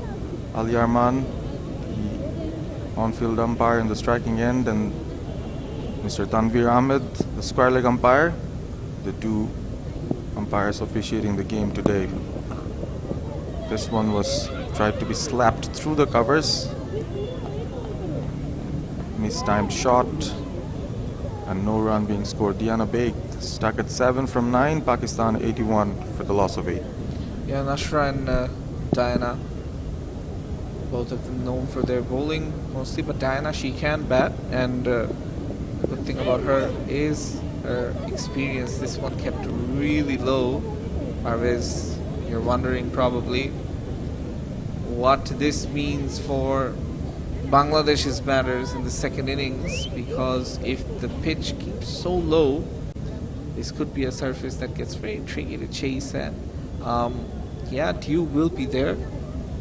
There will be the difficulty to grip the ball, but if it is negated with, I think the bowlers will get a lot of joy with the amount of variable bounce this pitch has. Nahid Akhtar will finish off her overs 3 for 7 or 3 overs. Crazy bowling figures, and this is the last over and her last over this match. Down the track, Nashra looking for the big one, just a single. Nashra single, yeah. And I think this is make or break for Pakistan. Just the 5 balls remaining for this match, for their innings to be precise. 81 for 8. Single scored from the first ball. Naida coming in with her second delivery. Again, another attempted shot. Came down the wicket. Missed it all through. It was an easy job with the gloves. And Jyoti does some fantastic glove work. Anyways, another wicket falls. Pakistan at the brink of getting all out before playing their 20 overs. It's 82 for 9 Pakistan right now. Nahid Akhtar picking up another one. At the verge of picking up a fifer maybe. That would be a fantastic achievement, especially in a T20 game. Absolutely, Parvez, and you look at what she's done and how she's bowled. I think she thoroughly would deserve it. Bangladesh have richly deserved the position that they're in due to their bowling and fielding. Nahid Akhtar just has 4 deliveries left. She would like to get the last wicket. Sadia Iqbal, not known for her batting. Stump to stump, maybe that's the key. This has been an interesting innings. Only 2 overs of pace, and the rest, all of it was spin. Did Jyoti give a lot away by this tactic? I think the Pakistanis would have a good idea now on what kind of surface this is and how they should approach their bowling innings as well. Naida goes this time. Another play and miss from the batter, number 11 there, Sadia Iqbal, missing it completely. Ball was just outside off stump. Good ball, good ball. Yeah, just the 3 deliveries left now. Sadia Iqbal has to face the music now. Clean bowled Nahid Akhtar. She has 5 for. And with that, Pakistan's innings, it comes to an end. 82 all out in 19.4 overs. Nahid Akhtar, you have to be commended for this imperious effort with the ball. A splendid display of spin bowling from the beginning to the end. She came on to bowl early on in the innings, took wickets, kept things tight, and then finished the job right at the death. Fantastic figures for Naida. Her previous best in T20Is was 5 for 12, and she beats that today by getting a fifer, costing just 8 runs. Monster bowling from Nahida. Proudly picking up the match ball. Thoroughly deserves it. And Pakistan's innings ends at 82. The loss of all their wickets. Nahida the pick of the bowlers for Bangladesh, as both teams move towards their respective dugouts. So at the end of the first innings, Pakistan, who were put on to bat after losing the toss, could manage 82, lost all their wickets. So 83 is the target for Bangladesh to win the first T20 match of the 3 T20i series. In 2023, all the matches would be held here in Chattogram. Shanur. Yeah, Parvez, let's go through the score a bit. So, for Pakistan, Muniba Ali, she scored 16 from 19 before being out. LBW by Nahida, her first scalp. Sidra Amin, the other opener, she scored 4 from 9 balls. She was bowled by Nahida. Bisma Maroof, she had problems running between the wickets. It's not a surprise. She was run out by Rabia Khatun. She was the top scorer in this innings, 20 from 29. Nida Dar, the captain, she was bowled by Rabia Khatun not long after, 14 from 21. Alia Riwaz, she was LBW by Sharna Akhtar, just scoring 1. And Javed, cotton bowled by Sultana Khatun, good bowling on that occasion to get rid of Ikra Javed. Natalia Parvez, the second highest scorer in this innings, she was also run out, and Rabia Khatun was the fielder on that occasion as well. She's been fantastic in the field, 2 run-outs for her. Mehani, just 2 from 4. LBW by Nahid Akhtar. Diana Beg was the only batter not out, 8 from 9, the experienced Diana Beg. Nashra Sandhu out for a duck, stumped by Jyoti, bowled by Nahida. And then the final wicket, Iqbal, bowled by Nahid Akhtar. So eventually, Pakistan all out for 82. Apart from Nahida, I think all the bowlers deserve praise. Maruf Akhtar opened the bowling. Her 2 overs only cost 8 runs. And then Khatun with her 4 overs, 19 for 1. And Sharna Akhtar in the end with her 3 overs, 14 for 1.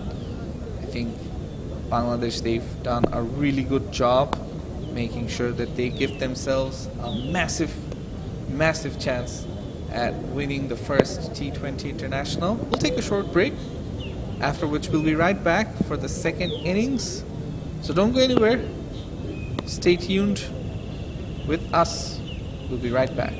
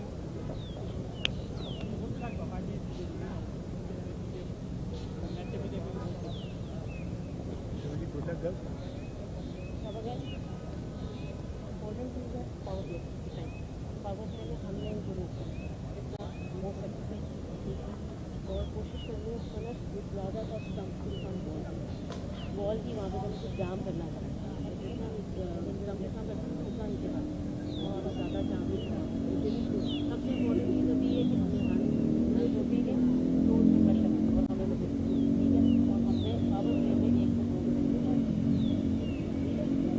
जो important है ये ground लो है run out है यहाँ पे हमें बन के रहना है और आवाज़ें नहीं ठीक है अब हर एक को बात करना है स्पिनर तैयार रहेंगे यानी आप एक ओपन करोगे स्पिनर का भी तैयार ठीक है सारे पावर प्लेयर्स में बाउंड्री सुन सकते वो कर रहे हैं ठीक है पाकिस्तान जिंदाबाद दिल्ली का स्टार्ट करिए मेरी है ध्यान से यानी तो स्टार्ट करिए थर्ड वन फाइनल खड़े हो जाओ 19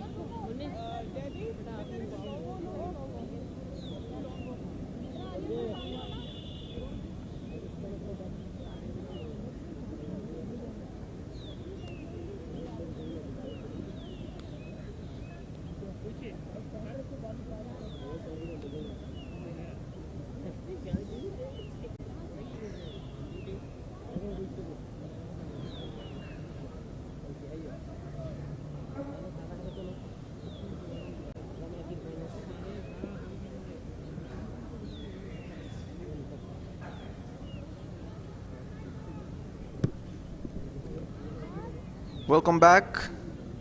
You're watching us live on the social media platforms of the Bangladesh Cricket Board. The first T20 international match between Pakistan and Bangladesh women here at the Sher-e Chaudhuri Stadium, Chattogram. Bangladesh ready to mount a run chase under the floodlights. A very strong lineup for Bangladesh, especially the top order. Would like to make a good start during the power play. Pakistan will have other ideas as well. They've seen how the wicket behaves. They've seen some variable bounce and good turn from the spinners. Nahida's fifer, a very, very economical fifer, restricting Pakistan to just 82. Pakistan starting with the pace of Iqbal. Oh, a nicely bowled outswinger. The first runs come. Bangladesh off the mark. 83 to chase in this first T20 international. The practice match was cancelled due to rain, so Pakistan did not have a chance to have a look at the wicket. They had to come straight into the first match. A right-hand, left-hand batting combination presented as the two Bangladeshi openers in the crease. And in the commentary box, it's Ahmed bin Parvez. And joining me is Shanu Rabbani. Thank you, Parvez. This time it's onto the pads. And one more run here. There is swing on offer. We've noticed that when Sharna was bowling as well. It's so different right now with Diana Beg bowling. For Pakistan, if they don't get wickets early, you feel Bangladesh will run away with this. Big chance for Bangladesh to pick up their first win against Pakistan in home soil. It's been a bit of a surprise. Pakistan still unbeaten in Bangladesh. The previous 6 encounters they had at home for Bangladesh. And the overall statistic of 17 matches between these two teams prior to this, Pakistan came victorious on 15 occasions while Bangladesh won just 2. But the recent most memorable one was the bronze medal fight between the two sides in China, where Bangladesh chased down a low total of 63 runs, came out victorious by 5 wickets. Shamima Sultana and Murshida Khatun, the two openers, Both off the mark. Diana Big getting some swing with the new ball under lights, but doesn't seem to generate a lot of pace. Mostly depends on swing. She's got a slip. Oh, that was a nice one. Sipped off the wicket, swung away from Shamima. She drove the ball but drove thin air. Bangladesh dugout still very chirpy and harmonious in anticipation of a famous victory over Pakistan in home soil. 83 is the target they have to chase. Two batters already batted up though. Anything can happen anytime. Cricket is a game of glorious uncertainty. Oh, that was another one. Unplayable almost. Diana Beg ends up with two excellent deliveries. First over done and dusted. Bangladesh 2 for no loss. The Tigresses require 81 runs with 10 wickets in hand in the remaining 19 overs. Current run rate of just 2, but required rate is pretty manageable as well, which is 4.26, and we'll be seeing pace, I believe, from both ends for Pakistan. Murshida, who scored 1 run from her first delivery, and then Shamima Sultan, she was tested in the last over by Diana Beg with her outswingers. Now, once again, we can see just the final touches being put onto this field setup. There is a slip in place with the swing on offer. I'm pretty sure that'll stay. Something tells me an early wicket could turn this into a low-scoring thriller. This time it's driven straight back past the bowler. There are two fielders converging. Single will be taken. That vacant region between mid-on and mid-off, that was pierced quite nicely by Murshida Khatun, and Shamima Sultana, she will be back on strike. A left-right combination in the opening for Bangladesh, and they seem to be pretty adamant on having these left-right combinations in the batting order as it goes along. We've seen that with the men's team as well, and I think on many occasions it becomes difficult as a bowler to bowl to a left-hander and then a right-hander, because you have to change your angle. You have to constantly change your fielder accordingly as well. This time it's cut, but I believe there was no contact with the bat. So Shamima not having the easiest of times out there.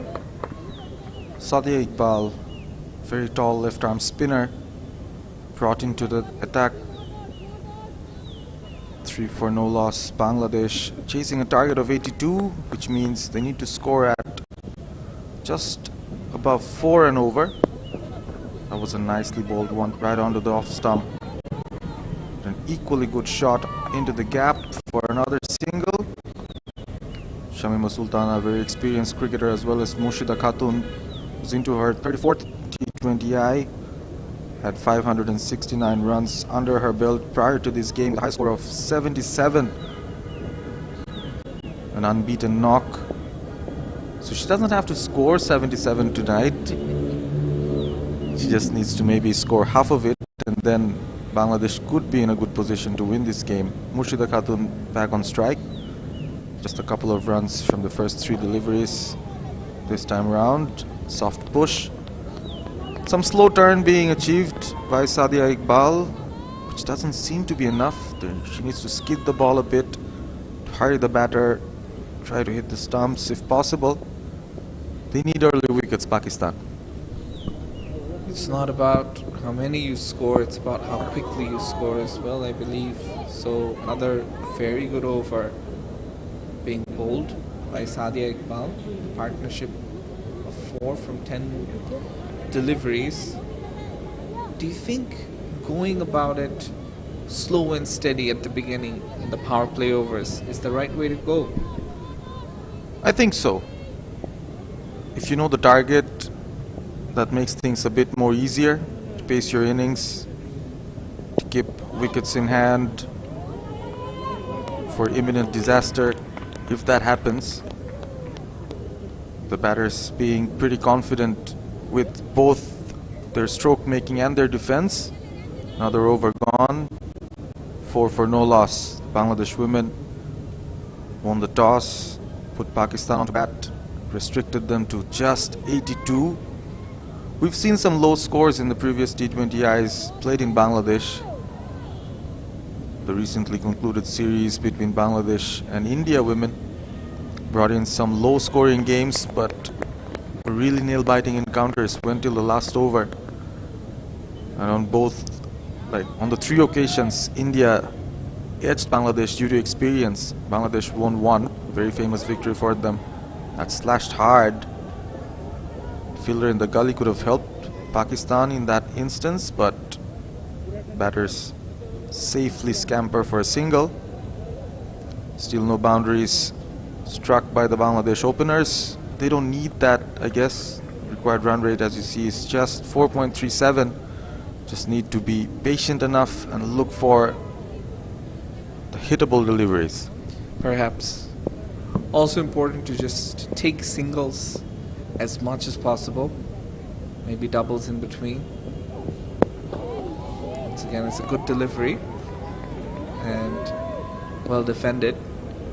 But I think you can't go into your shell at the very beginning, because if you do that, and let's say one of you lose your wickets, one of Murshida, one of Shamima, they get out, then it's more pressure on the next batter, because the required run rate is only going to be creeping and climbing. So if you're playing an innings of 2 from 6 balls or 3 from 8 balls, you have to make sure that you find a way to accelerate and score and not just eat up deliveries, because this is a game where you have to score a certain amount of runs within a certain amount of time. Bangladesh requires 78 runs with 17.4 overs remaining. This one is driven, finds the gap, won't go all the way. There are 3 fielders giving chase, but 2 runs to the good here. Murshida, that will give her some confidence. Not fully middled, but much better execution. And I think they need to be driving a bit more. A nice shot. Found the gap. Wasn't a big gap, to be honest. It's just the mid-wicket and the mid-on fielders standing pretty close by. But Murshida still found the gap. A neat couple of runs for her, taking her to 4 from 7. Diana Baig, another full-length delivery, trying to find that swing, trying to go through that gate between bat and pad. Murshida Khatun on this occasion well behind the line of the ball. They haven't done much wrong, Pakistan, in their bowling so far. They've bowled 16 deliveries. They've been pretty accurate. But accuracy won't count if you can't pick up wickets, since the target that Bangladesh has to chase is not a big one. This time it's on leg, but another quick single, nothing more. I believe it'll be off a leg by, yes, the umpire, he signals it, and Bangladesh move on to 7. In fact, 8 for no loss after 2.5 overs. Yet to the boundary in the power plays. Diana Baig into her second over. After this, she'll have 2 more overs left. Pakistan, they've got bowling options, and they will definitely be using them. Shamima Sultan on strike. Now she goes for the big shot, finds the gap. There is a fielder giving chase. She does well. In the meantime, 2 more runs are scored. And after 3 overs, Bangladesh women are 10 for no loss. It's been a solid start. It's a good start from Murshida and Shamima Sultana, both attempting those singles and doubles, trying to find those gaps. The outfield doesn't look very fast. Need to really hit them clean in order to fetch those boundaries. In Pakistan's innings, their batters found out how difficult it is to score boundaries in this wicket. The ball kept a bit low. Spinners really did a good job for Bangladesh, and especially Nahida getting yet another 5-wicket haul in her illustrious T20i career. The previous best, as I mentioned before, was 5 for 12. She beat that, and now her best bowling figures are 5 wickets for just 8 runs, and that came in this match. Nice drive there, but she couldn't pierce the gap. Murshida Khatun must be a fan of Shakib Al Hasan, has got 75 behind her back. Although she opens, she's a left-handed batter, trying to score those runs for Bangladesh to give them a good start. Winning start would mean a lot in this series, just the 3 games. The first win would give both these teams a huge advantage. The captain herself is trying to pull the strings. Right-handed off spinner, very accurate. Has got a lot of wickets in T20Is. Very experienced. Trying to do the matchup game against the left-hander Murshida Khatun. Yeah, absolutely. She'll like that. It's driven and no run on this occasion. No timing on it, no power on it. Not sure about this approach from Bangladesh women at the beginning with the power plays on. We've got 10 wickets. It's not a big total. Perhaps you want to be playing some more shots, because if you do get out at any moment, and we've seen batters not finding it easy to get set, and just as I was saying, there was pressure right there. I think there was an inside edge. The ball won't go all the way. It's fielded near the boundary, and in the meantime, 2 more runs. Now they come off byes, yes, so the umpire signals that they don't come off the bat.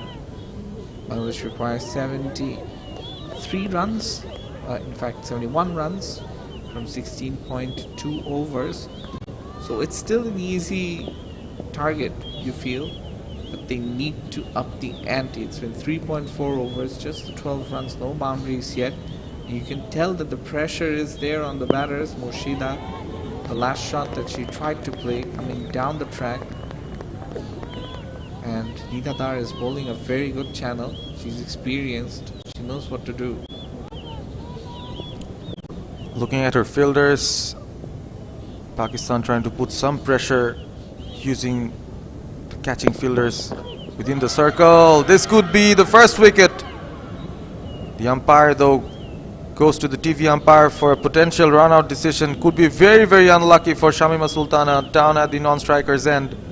It was hit hard by Murshida Khatun and might have deflected off Nidadar's fingers onto the non-striking end stumps, and if Shamima Sultana in any case was out of her crease, she might not have been back. She's already making the walk back to the dugout. Bangladesh lose their first wicket in very unfortunate circumstances. As we look at the action replay, it was a fiercely hit straight drive, and although a bit in a blur, the batter knows she's gone, and she makes the job easier for the third umpire by walking out herself. Now, the replays don't really give us any conclusive evidence to her being out. So, if that is the case, now when the stumps are broken from this angle, it doesn't look like her bat is outside. Could be really touch and go. This angle gives a better picture, a clearer picture. The ball definitely hit Nidadar's fingers. We just need to have a look at the point where the bails were up. Yes, her bat was well above ground, or that means she will be having to walk off. She'd already made quarter of the distance back to the pavilion, and she stood still waiting for the final decision, and finally it came. Ali Arman raising his finger. TV umpire does a good job. The first wicket falls for Bangladesh. Some respite for Pakistan. Constant pressure Nidadar put in throughout that over, resulting in a run out. Pretty unfortunate one for Shamima Sultana. Couldn't make her innings longer. She gets out for scoring just 5 from 9. So Murshida will have a new partner. could be Nigar Sultana or it could be anyone else. Nigar Sultana has been in very good nick, especially in white ball cricket. Both formats, in the one-dayers against India. She did well in the T20s as well. She's been an inspirational captain for Bangladesh and led the team from the front. Brilliant, brilliant player. So the new batter comes in. Mustari is the new batter at number 3. Yeah, Subhana Mustari. Now that's an interesting call. One has to really question how the opening batters actually got themselves into this trouble. Obviously, it's an unfortunate dismissal, but as I was saying all along, perhaps the way to go about it would have been to be a bit more proactive, a bit more aggressive. Right now, you're looking at a match which might just go down the wire, and Bangladesh, they don't have the upper hand, which they had when they were bowling. So a very good over, and Pakistan, they'll be happy with what they're doing with the ball. As you can see, after the 2 overs by Diana Baig, it's been spin all along, and it makes sense as well on more than one front, because that's exactly what Bangladesh did, and they turned the screws on. They made sure they choked Pakistan into submission and made sure that they took the wickets when the pressure was on, and Pakistan are trying to do the same thing against Bangladesh, giving them a taste of their own medicine. Subhana Mustari, the non-striker's end, really try and scamper for another single there. One more run added to the scoreboard. 13 for the loss of 1. Shamima Sultana, first wicket to fall for Bangladesh, fortunately run out through a deflection from a strong-handed Murshida Khatun strike. Subhana Mustari, right-handed batter, is on strike against Sadia Iqbal. She's got some tall legs, Subhana. She's got good reach. Came onto the pitch of the ball, which is exactly what you have to do at this point. Power plays are sometimes very tricky. You have a lot of fielders in the inner circle. You usually find it hard to find those gaps to get those singles. You need to try and put a few of those shots through this infield, which Bangladesh have failed to do. Into the 5th over, still no boundaries, no sixes from the Bangladeshi batters, Murshida Khatun and Subhana Mustari, putting a bit of a grind in the center of the wicket. Finally, Subhana gets another one. The over ends with a single. Murshida Khatun and Subhana Mustari, the batters in the crease for Bangladesh. Target isn't a big one. You really can have that luxury of playing out a few dot balls, trying to get themselves a bit set on the wicket. But as you said, Shanur, Pakistan will really come up with a lot of spin bowling, because they've also hacked what's to be done in this wicket, exactly what Bangladesh did to them. Yeah, and as we can see, their captain, Nida Dar, she's setting up her field. The power plays are still on, so just the 2 fielders that can stay outside the inner ring.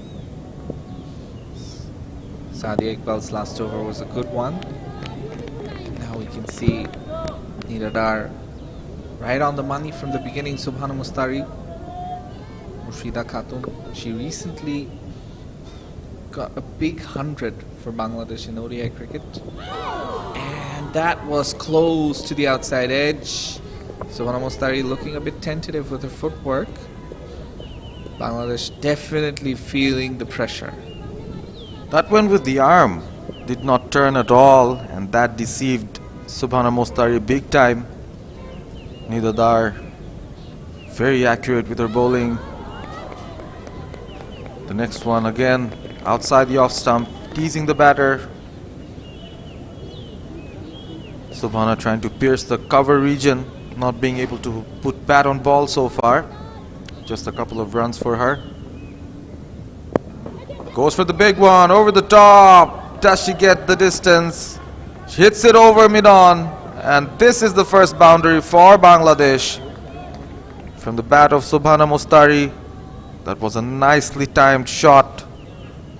She caught to the pitch of the ball, put her big reach out and cleared mid-on. A brave shot.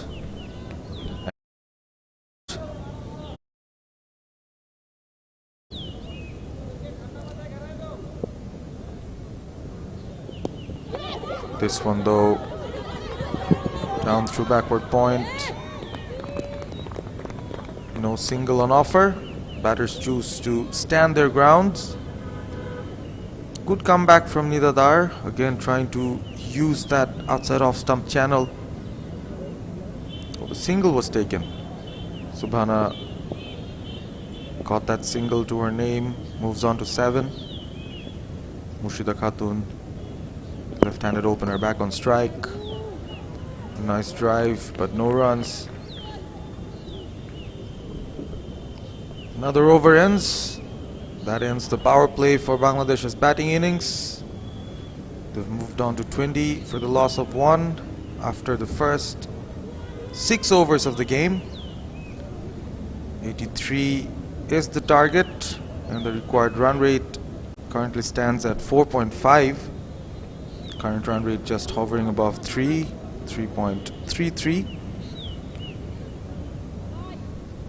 There have been some discomfort on a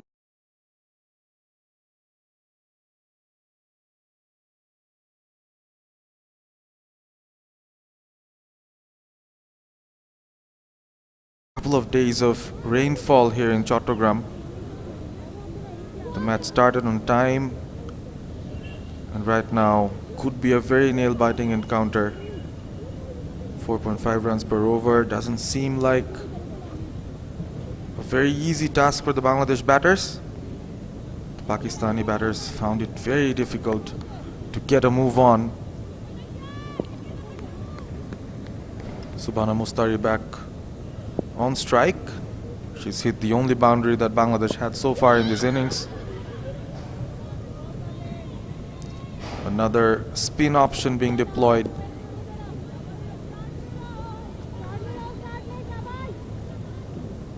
Pakistan looking for wickets.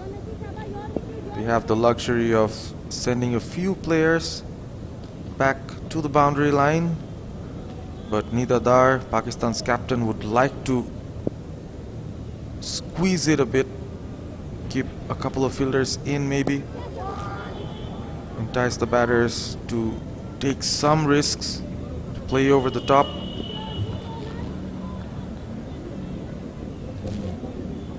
Some strike rotation happening right now. Murshida Khatun back on strike. She's played a slow innings but hasn't looked uncomfortable at any stage.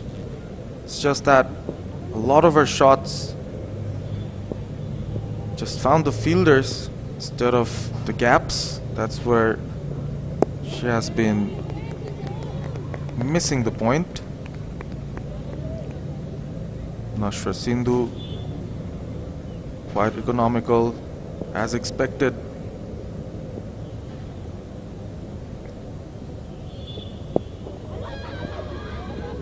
Oh, a bit of a yes and no between the two batters there. Finally, the right call being made. Would have been a very risky single. We've seen Pakistani batters try those suicidal singles, in the process losing a couple of wickets through runouts. Murshida Khatun still on strike. Maybe like to go for a big one with the turn. That ball turned well, but well fielded again.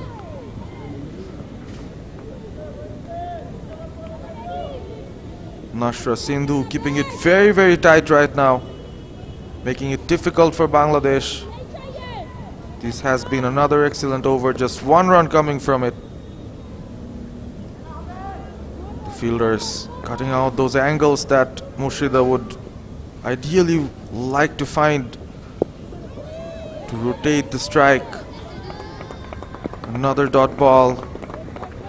Bangladesh pinned down a bit. Just a single from the over. It's 21 for 1 after 7.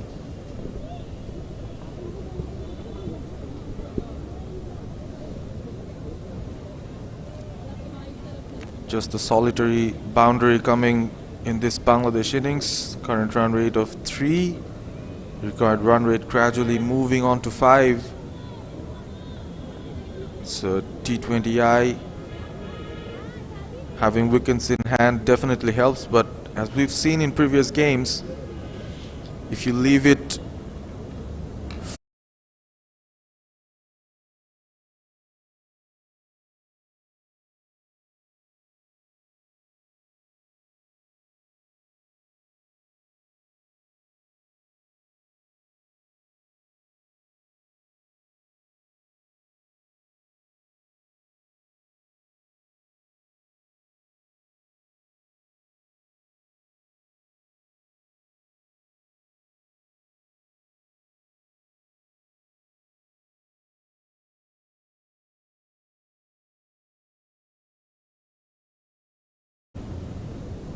restricted Pakistan to just 82 runs. Oh, tried to play it with the turn. Still can't find the gap.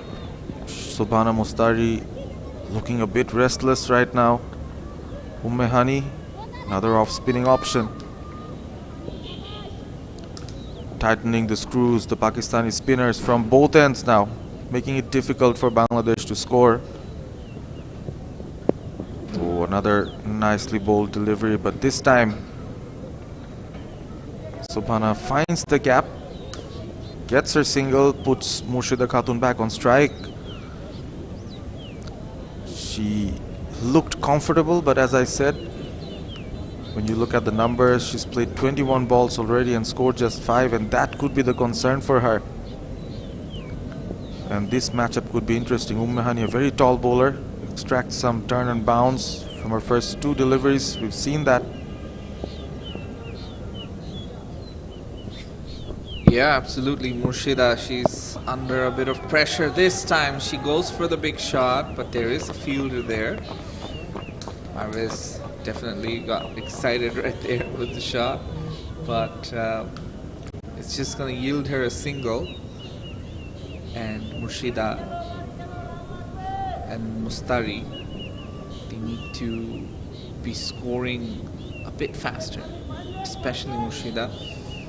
She's getting herself into a situation where a big shot needs to happen for her to up her strike rate. Now, a bit of a misfield there by Diana Baig, but still no run. Just the 2 off the over so far. Bangladesh, I wouldn't say they've started well in chase of Pakistan's 83 target. Pakistan all out for 82. Bangladesh right now 23 for 1 into the 8th over. Once again, another single. Looking to find the gaps. But yeah, the required run rate, it's creeping up. Partnership right now of 11 from 22 deliveries. A partnership at a strike rate of 50. That is the concern for Bangladesh. Strike rate. This time driven down the ground. There is someone in the long on region. Murshida gets a single, gets her to double digits. Another over ends. Subhana in double digits actually, from 10 from 16. Murshida Khatun still putting a bit of a grind. 23 balls she's played, just 7 scored. 8 overs gone, it's 25 for 1. Current run rate is just around 3. Required run rate, as you can see, I mean, just within the 2 overs, moved from 4.5 to 4.8. It's fast approaching 5 per over. Yeah, absolutely. And you can see in the dugout, in the Bangladesh dugout, there are other batters, Nahida especially. She is warming up, and Jyoti as well. So they're almost getting ready. They feel that a wicket might come. Nashra Sandhu, she's the new bowler into her second over. A single off the first delivery. Singles of every delivery won't be bad, but at a certain point you also want to hit a few big shots to gain some confidence. Nashra stopping there before beginning to bowl, maybe not finding the right balance. She's looked good. Was very economical in her first over, just gave one run away. That was nearly creeping onto the leg stump. Got her excited for a second. Nashra Sindhu. Interestingly, she's very close to a landmark in T20Is. Stuck on 49 wickets, looking for the one elusive wicket that will make her a champion bowler with 50 T20I wickets. This time, brilliantly played cut shot. Finally, Sobhana cuts loose, gets a loose delivery, punishes it. Could be a commentator's curse. Just was saying how well Nashra Sindhu was bowling. This was way wide outside the off stump. Got a lot of room. Ball was short. Perfect candidate for a cut shot, and that's what Sobhana Mostari did. Put in a fierce cut onto it. Moves on to 14. Bangladesh trying to get a move on. 30 for the loss of one wicket. Yeah, they need more of this. Even though the power plays are done and dusted, the field is quite aggressively set for the Bangladesh batters by Pakistan. 5 runs off the over. I believe this is the first boundary of the innings. Could be the second one. Where is? Yeah. So this is the first boundary by Sobhana Mostari. Murshida, on the other hand, struggling at 8 from 24. That boundary was a pressure releasing shot, but then the next ball, you have to take a single, you have to rotate the strike. Sobhana's still there. This time it's driven. And yeah, Sobhana Mostari is the only batter for Bangladesh who has actually hit boundaries. And this over, despite getting that boundary, that's 2 dot balls in a row, now finishes off the over with a single. So after 9 overs, Bangladesh are 31 for 1. Bit of progressive batting showed by Sobhana Mostari in the last over. Tried to manufacture some shots with the intention of scoring a few runs. Pakistan spinners have been bowling very tight line and length, restricting the batters to dot balls. That pressure had to be released. It was a very welcome boundary last over from Sobhana Mostari. As Shanur mentioned, the only batter from Bangladesh to have scored the only 2 boundaries, the only 2 fours in this innings for Bangladesh. This T20 game has turned out to be a tough grind for the batters, especially against tight, accurate spin bowling. Pakistan haven't come up with a lot of wrist spin. They've mostly depended on finger spinners. They've got left arm spinners, they've got right hand off spin. New over begins. Well-timed shot down the mid-wicket region, but they have protection over there. Single from Mostari's bat takes her to 16. 10th over of the game. In terms of number of balls played, it's nearly halfway down the line for Bangladesh, but things are looking good. They have 9 wickets in hand, well and truly well set for this run chase. But at one point, if you can recall, Shanur, Pakistan were 56 for 2. And from there, they had that massive collapse. Oh, now that was a chance. Was that a drop catch? I feel like the ball's trajectory, it hit a hand and then it stopped a bit. So Murshida, on this occasion, she survives. She gets a life. It was a very tough chance, but she survives nonetheless. Current partnership of 21 from 32 deliveries. Bangladesh require exactly 50 runs with 9 wickets in hand from 10.4 overs. So yeah, they need to get a move on. This time that looks very close. The umpire, he thinks otherwise. Ummehan is pretty tall and she gets a lot of bounce. The impact could also have been just outside the off, and that's what the umpire has decided. Could have been a vital breakthrough. Subhana Mustari looks the more progressive of the two batters for Bangladesh. Came in at number 3. Easily the top run getter for Bangladesh in this innings so far. Ummehani back to compiling a lot of dot balls, trying to create pressure. The boundary hasn't come in this over, and Subhana Mustari is looking for one of those, eyeing the leg side mostly, trying to play with the spin, waiting in her back foot, trying to find that short delivery, but this time she pushes it, and is it a catch?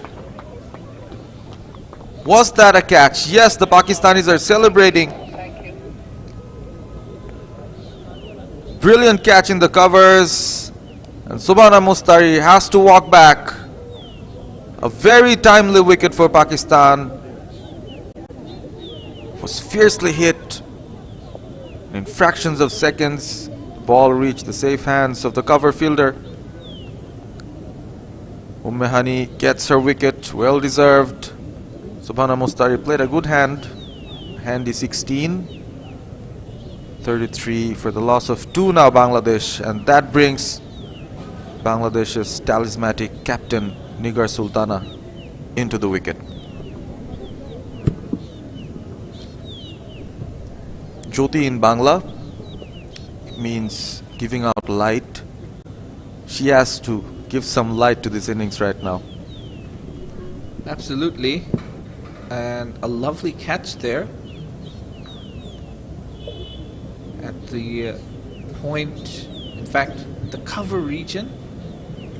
And I think it was the former captain Bisma Maroof who took the catch and then hurt herself a bit. Players decided to take drinks in the meantime. Conditions are quite pleasant though.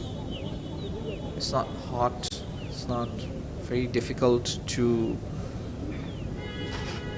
play cricket in. You look at the situation of the match, you have to say that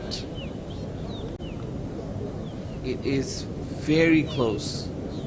I'd say Pakistan slightly ahead given the number of runs Bangladesh need to score from here on in. I'd slightly disagree to that. I think with 8 wickets in hand and with the best batters yet to come, I think Bangladesh will know what to do in this kind of a wicket. This kind of run chases are something that they've done in the past.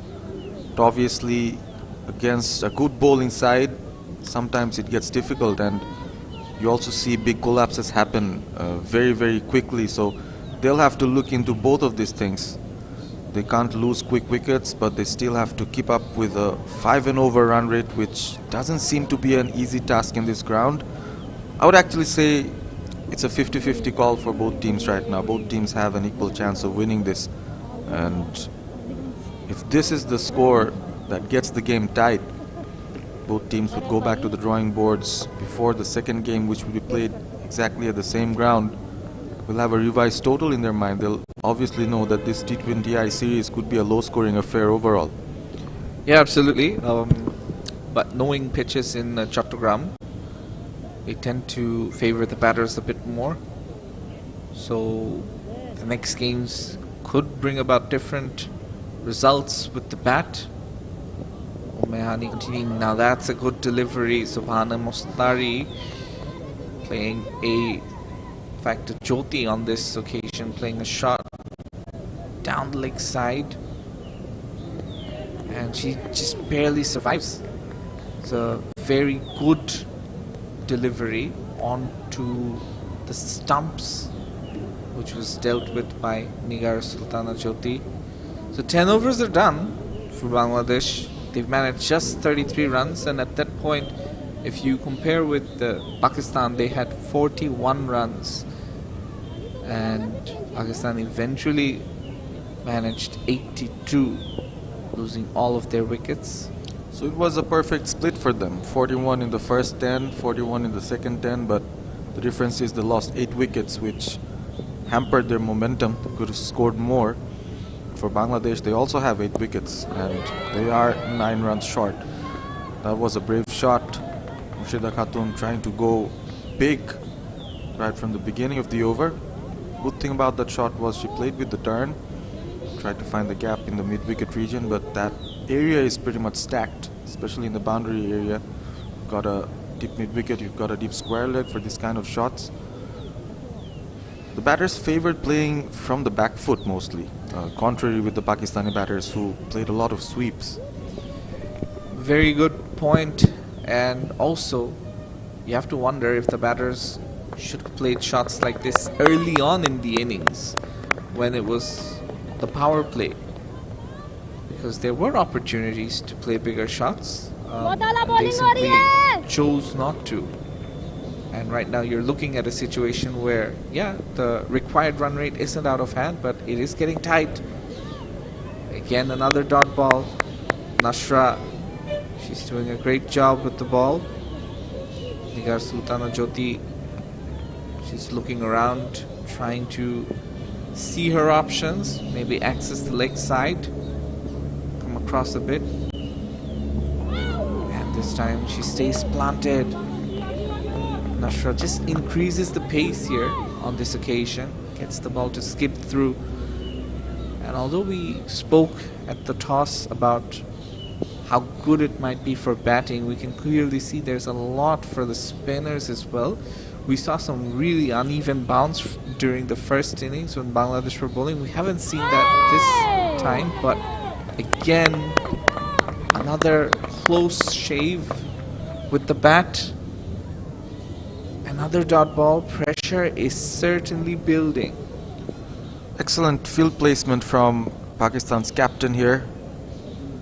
She's asking Nigar Sultana to access the offside. Hasn't kept anyone in the boundary area. But this time she finds a paddle sweep that takes the ball down to the fine leg region. Jyoti is off the mark.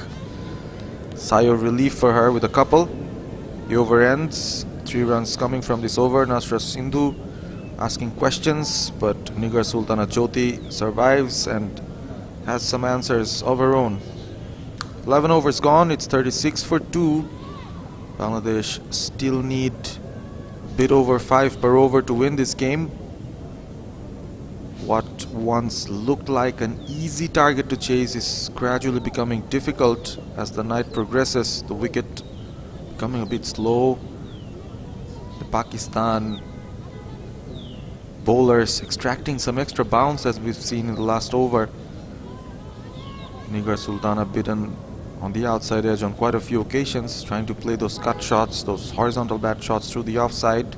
Hani starts a new over. That was a risky shot right at the edge of the 30-yard circle. The fielder thought she had a chance, but ball bounced just in front of her. Risky shot, but risks have to be taken right now for Bangladesh. They've got 8 wickets in hand. Can't wait longer. Yeah, you can see a very packed offside. 4 fielders in the inner circle, so the idea should be to get over them. This time, once again, it's at the fielder at mid-off on both occasions. The gap's not being found. Hani bowled very well, you have to say. She's mixed up her lines and lengths quite nicely, making the batters guess all the time. And on the offside, because the field's so tough, this time the gap is found. And finally, the shackles are broken. Bangladesh found the boundary. Murshida Khatun's bat finds the boundary, and the gap that she was looking for in the offside is finally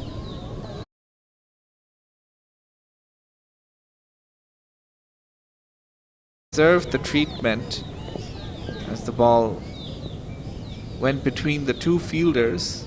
At a certain moment you felt like, would that be caught? Now this time once again it's cut. Murshida, there is a fielder there. She won't get more than a single, but that's much better from her.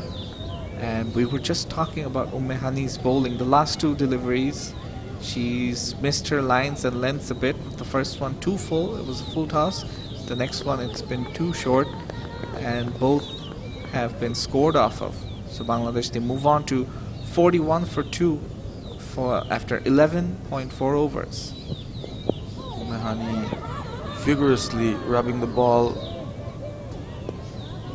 trying to get the moisture off it.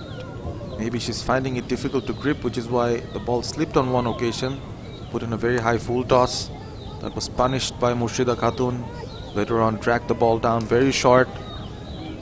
So the dew factor coming into action might make things difficult for the Pakistan spinners to control. That was a nice delivery again. Jyoti trying to access that gap between the square leg and mid-wicket region, not finding it on that occasion. Another over gone.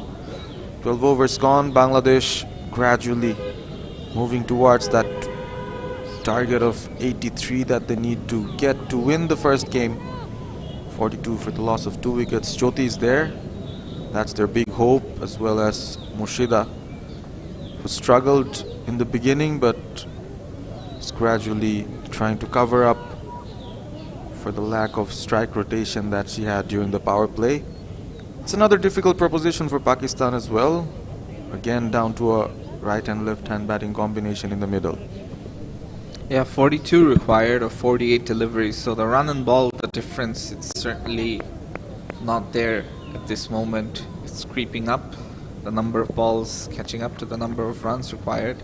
Sadia Iqbal, she comes back.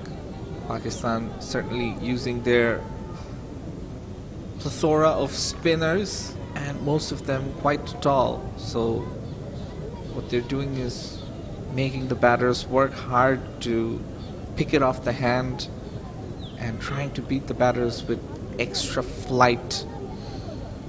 Jyoti on 3 from 7, Murshida Khatun on 15 from 31. The current run rate still around 3.5 right now to be exact. Required rate moving up to 5.13. This time it's hit well and it finds the gap, and Nigar Sultana Jyoti, in fact it's Murshida Khatun who gets the boundary, and a much needed one. She got one in the last over and this over as well. So 2 boundaries in 2 overs for Murshida. She moves on to 19 from 32 deliveries. She's going to need a few more of this to really increase her strike rate. Well bowled. This time it's on the pads and not much room for the batter to do anything else. The field is very interestingly set for Murshida. There's almost like a short mid-on. Yeah, pretty much an unorthodox position, and that's where the ball's getting stuck most of the times. Usually the batters try to milk those singles down to mid-on. That area has been plugged down by the Pakistan skipper. Good field placement. Murshida Khatun still on strike. The tall left-hander came out to bat as an opener, still in the crease. Responsibility on her to get this game for Bangladesh. She's increasing ball by ball. Sadia Iqbal comes back with 3 back-to-back dot deliveries. Brilliant bowling from her. Another pull. She's trying to find that mid-wicket region, but this time there is protection. Just a single for Murshida Khatun.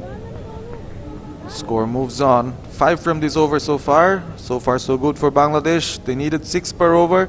They're going at 6 per over. So far, yeah.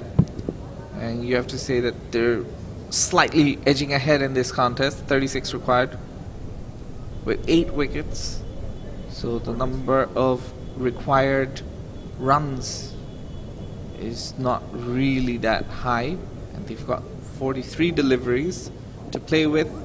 This time a bit of a premeditated lap sweep. And it finds the gap at deep fine leg. 2 more runs added to the total. Excellent batting by the captain Nigar Sultana Jyoti. She moves on to 10 of 13. And a good over for Bangladesh. 7 runs coming off it. 13 overs done. Bangladesh 49 for 2.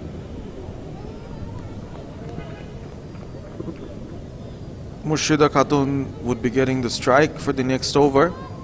Pakistan now will maybe have to think of a plan B.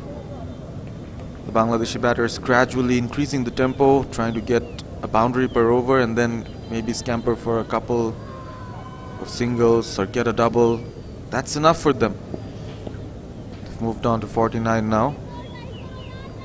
The target is 83, so they still need 34 runs to win this game from 42. Captain comes back onto the attack. First ball right on the money. Murshida going for an expansive drive, doesn't find the gap. So it's Dar versus Murshida Khatun. Could be an interesting battle here. Right arm off spinner. She's trying to be a bit cheeky. Jyoti was well inside. I mean, she did not take any risk there. There has been quite a bit of controversy regarding bowlers suddenly stopping, looking back at what the batter at the non-striker's end is doing, but on this occasion Jyoti was well in. Or maybe she was just, checking her grip, because it is tough to grip and you can see there's a bit of dew. That's a very good single taken because the fielder was close in, but they had to time their running perfectly. Very quick running between the wickets, very impressive. Bangladesh move on to 50 for 2 in the 14th over. And at this moment, Jyoti and Khatun, they're trying to build. They require 33 runs. They've got 8 wickets in hand. This time it's cut away. There is a fielder there. The cover fielder actually stopped that. The cameras moved away a bit. Seemed like would explode out of her hands into the boundary, but that did not happen. It was a dot ball instead. Very good fielding from the inner circle fielders for Pakistan, especially in the offside.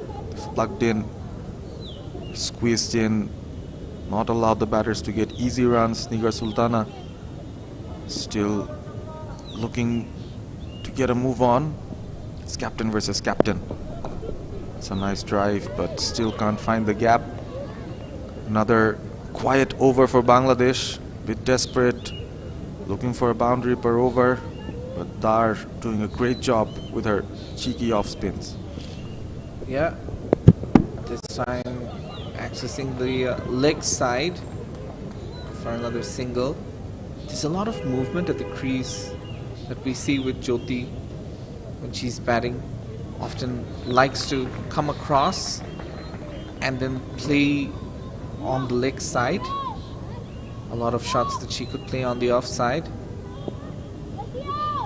There is an option to hit straight down the ground to the spinner against the turn or even with the turn. And I wonder if the Bangladesh batters are thinking about that. This time it's once again square of the wicket. It will get another single. Bangladesh putting on a decent partnership here for the third wicket after losing 2, but the required run rate is slowly creeping up. Yeah, it's getting difficult for Bangladesh, but as long as they've got those 8 wickets in hand, the team would still feel they have the upper hand in this game. Pakistan trying to squeeze those runs out. That's what usually happens when you're chasing. You know the target. You have wickets in hand, but still sometimes gets difficult. The dot ball pressure gets onto you. You've got to adjust how you pace the innings. Murshida Khatun has been in the crease for a long time already. She will be a key factor if Bangladesh can chase these runs down from the remaining overs. New over about to begin. Another back foot on drive. An easy single for Murshida. She rotates the strike from the first ball of the over. And the towel comes out again. Ball needs to be wiped out almost after every other delivery now. Due factor becoming more and more prominent here at the Zohar Ahmed Chaudhary Stadium. Chattogram, Nigar Sultana back on strike. She might go looking for a big one. She tries to access the offside. Misfielding from the mid-off fielder. She took a risk of taking the catch, but instead she concedes those 4 runs. Very vital 4 runs for Bangladesh, and from the bat of Captain Nigar Sultana Jyoti, she had to take that risk. She chose the offside, tried to hit it over mid-off, did not get enough elevation. Wasn't a proper catchable height for the fielder. She tried too hard. Could have been a bit more calculative and stopped a few runs instead. Well, at the end of the day, that's what I was talking about just a while ago, is to try and hit down the ground. That could be an option. And Jyoti not happy with the last delivery. It crept too low, I think, for her liking. So, yeah, Bangladesh right now, they're moving along. It is getting tight. They need 27 from 34 deliveries. This time it's played on the offside. 1 more run. Parviz, there's plenty more cricket happening, international cricket around the world. Obviously the World Cup, the ICC Men's World Cup is happening, and Australia, they've scored the 2nd highest total of this tournament, equaling South Africa's 399. They've done that against the Netherlands, the team that beat South Africa in this tournament. So just wanted to let everyone know. In the meantime, Ooh, that could be close. the umpire is signaling it's The umpire out. signaled out. I think he has to have a conversation with the umpire at the square leg region. And once the square leg umpire affirmatively said yes, the batter was out of the ground when the stumping was completed, the on-field umpire at the striking end, Mr. Tanveer Ahmed, raised his finger. So another critical wicket going down. Murshida Khatun, her innings comes to an end.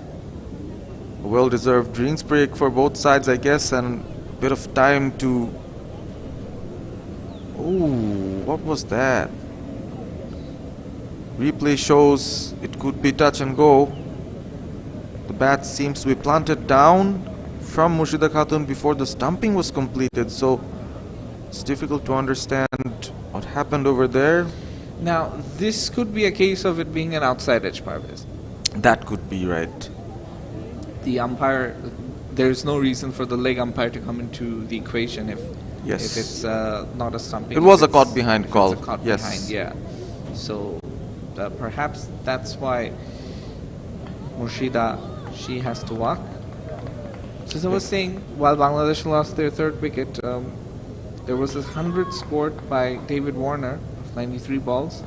Stephen Smith scoring 71 from 68. Marnus Labuschagne 62 from 47. And then Glenn Maxwell with a record-breaking, perhaps, 44 ball, 106. I'm not too sure if he broke the record for the Quickest fastest 100, 100 but in I think World he Cups. has, because Markram's one came off 48 deliveries, so Maxwell has now broken that record. Yeah, it's all about peaking at the business end, and that's what Bangladesh has to do at the business end of this innings. They've just lost their opener, Murshida Khatun, who played a good hand again, top run getter for the team in this innings at least. Sharna Akhtar comes into bat to accompany Nigar Sultana Jyoti in this tough run chase for Bangladesh. Nashra Sindhu, she gets her 50th T20 international wicket and could be a very, very important one for her side as Pakistan look to keep their 100% winning record over Bangladesh in Bangladesh. Yeah, the match is very tight right now. You get the feeling that one good over for Bangladesh could tip it their way. One good over for Pakistan could bring it their way. And the captain, Nidadar, into her final over.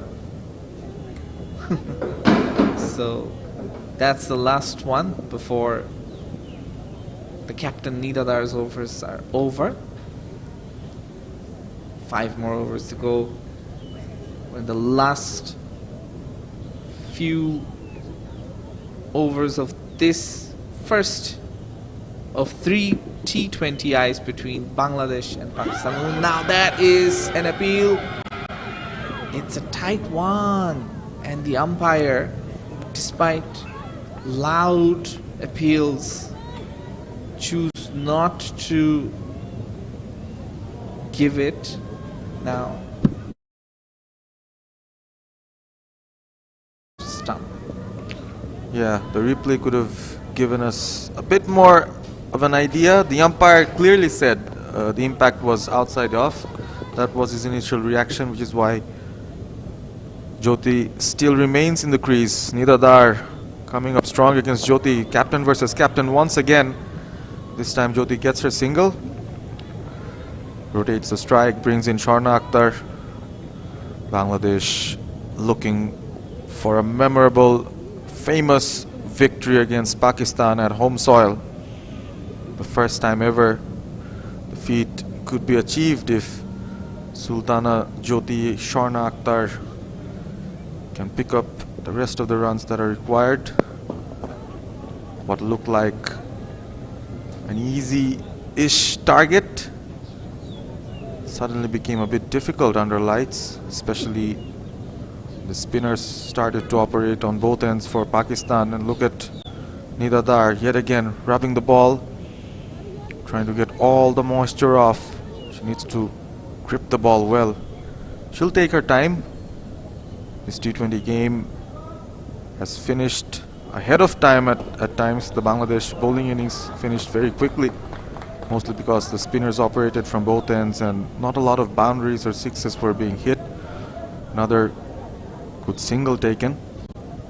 Jyoti keeping up to the strike rotation policy. Sharna Akhtar back on strike. She can hit it big. She can go for a big one. Try to make this over. A big scoring one for Bangladesh, but instead goes for a cheeky single. They stole one there, Bangladesh. Nidadar not happy with the cover fielder. Expected more. Fielders have to be on their toes. The ones especially trying to stop those singles there. 4 singles out of 5. Good going for Bangladesh. Yeah, the last delivery is a key one, and once again a single is taken. The sweep just timed poorly enough for the fielder to come. The single to be taken. So another run, and 62 for 3 Bangladesh women after 16 overs. So the equation comes down to 21 runs required from 24 deliveries. Very gettable. With 7 wickets in hand, you'd put your bet on Bangladesh to win this game, win it handsomely. But anything can happen. One good over from Pakistan could pull things back again. And that pressure might as well create a gateway for Pakistan to pick up a couple of wickets. That could change the complexion of the game completely. So Nigar Sultana and Sharna have to be mindful about that. Down the order though, Bangladesh has a lot of experience. They have Nahida yet to come. She has been so good with the ball, and she's also been a finisher for Bangladesh on many occasions, coming down the order and getting a few runs. Sharna Akhtar made a name for herself in that bronze medal match. She got 3 wickets with the ball and then got 3 wickets, got a very important 14 runs in that run chase for Bangladesh. So she was the player of the match in that game. So she'd have good memories against this Pakistan side. They just played their last game in September, and that was won by Bangladesh. So they have those winning memories fresh in their minds. They would be confident enough to pull off the 21 runs that are needed from the last 4 overs. Diana Baig coming back onto the attack. 2 overs for 7. Pakistan going for a quickie. Yes. The 17th over. Yeah, we saw only 2 overs of pace in the Bangladesh bowling innings, and now Diana Baig coming on, named after Lady Diana, the late Lady Diana.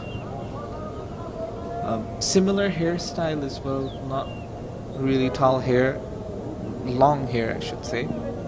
She is tall and definitely a very impressive fast bowler. Just the 7 runs off for 2 overs. This time it's driven well. There is a fielder, there is cover at the deep, and won't be more than a single on this occasion. Jyoti gets her single. It's all on to Sher-e Akhtar now to keep the momentum going for Bangladesh. 83 is the target. Still a bit more than 5 needed per over. Just the 23 balls left and 20 to get for Bangladesh to win the first game of the 3-match T20i series. Oh, what a delivery!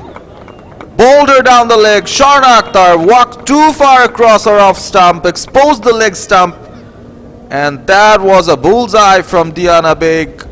Again, another excellent bowling change from the captain. Yields a wicket. Bangladesh put themselves in a bit of pressure now. Was really confident on her, gave her the strike after scoring a single from the first ball. And look at Jyoti's reaction. She knew it was a wrong call from Sher-e to walk across and expose her leg stump. And Diana Beg gets a vital breakthrough for Pakistan. They're still looking for inroads. 22 balls remain and Bangladesh require 20 to win. Could be a nail-biting encounter. Could be going on to the last over. 63 for 4 Bangladesh. And when in crisis comes in the new batter.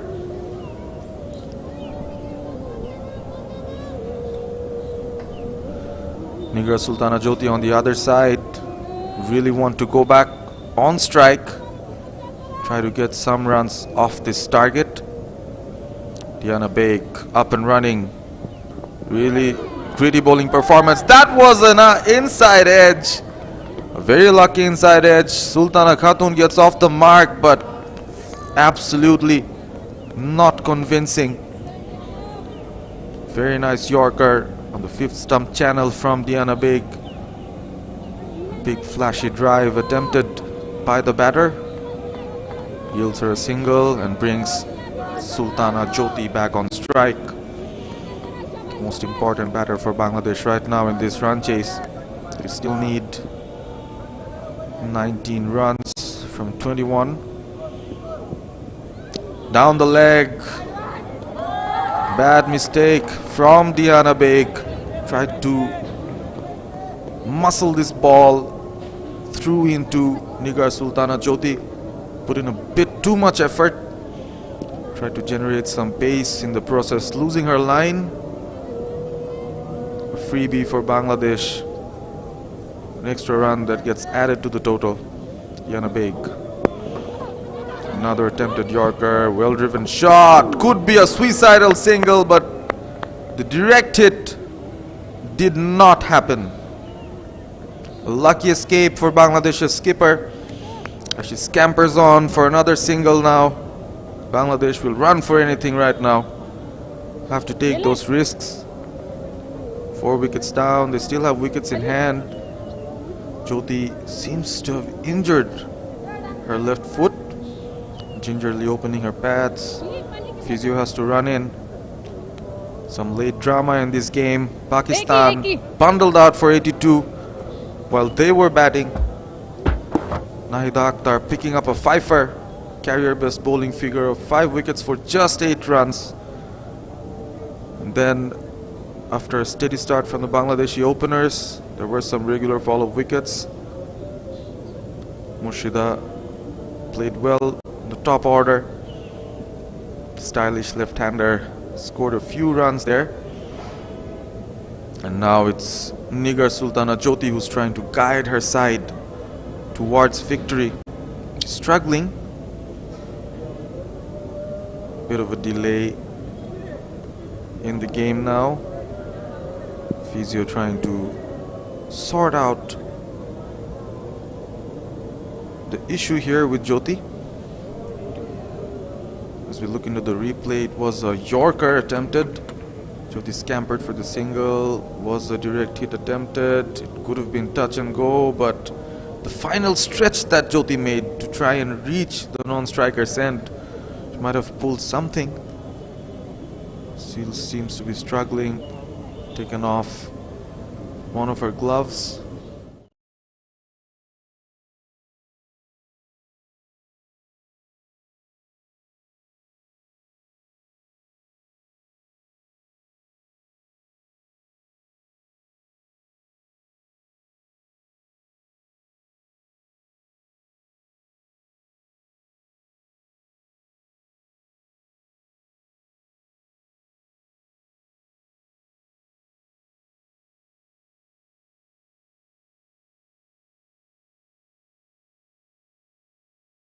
With this over, responded to the call of her captain. Got that important breakthrough that Pakistan so dearly needed at this point of the game. Nigar Jyoti would be the most critical wicket for Pakistan to get at this moment. 16 from 22, she's done it before, she can do it again, and they know it. The left foot being bandaged right now, some temporary solution. She needs to take a leading role in getting those remaining runs that Bangladesh need, those 17 runs that they need to win this match. Floodlights are on. The spotlight is on Nigar Sultana Jyoti and Sultana Khatun to make this a memorable night in Bangladesh's cricket history. To beat Pakistan in the first match of this T20i series. Second match will be played on the 27th and the third match on the 29th at the same venue. And then both teams would move off to the home of cricket in Bangladesh, Mirpur Sher-e Bangla National Stadium, where the 3 ODI matches would be held on 4th, 7th and 10th November respectively. Jyoti is limping. She doesn't seem to be in a good state. Not sure if she'll be able to continue even with that band-aid on. I'm sure a lot of magic spray has been put in there as well. She'll have to be really gritty and resilient to keep on batting. Let's see what she decides. Physios are moving off. Jyoti is picking up her pads. Jyoti the brave, as always, standing up tall for her team, trying to lead from the front. She knows her wicket could be a vital one here for Bangladesh, and her being at the crease might help the team, so she decides to stay back. Will be interesting to see how it affects the running between the wickets for the Bangladeshi batters. Sultana Khatun is on strike. Maybe she'll like to go big. She finds a hittable delivery. Diana Bey comes in to finish off a fine over. Low full toss, nicely met.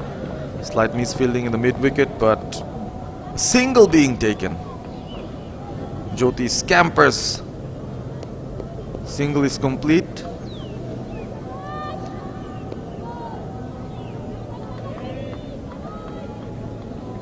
Diana will have to bowl another one since she bowled a wide in this over. Last ball of the over coming up. 16 required from 19 for Bangladesh. Over the top! One bounce off to the fence.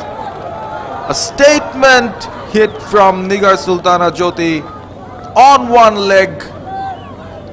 But like Braveheart, she pushed it out. Smacked that over the top.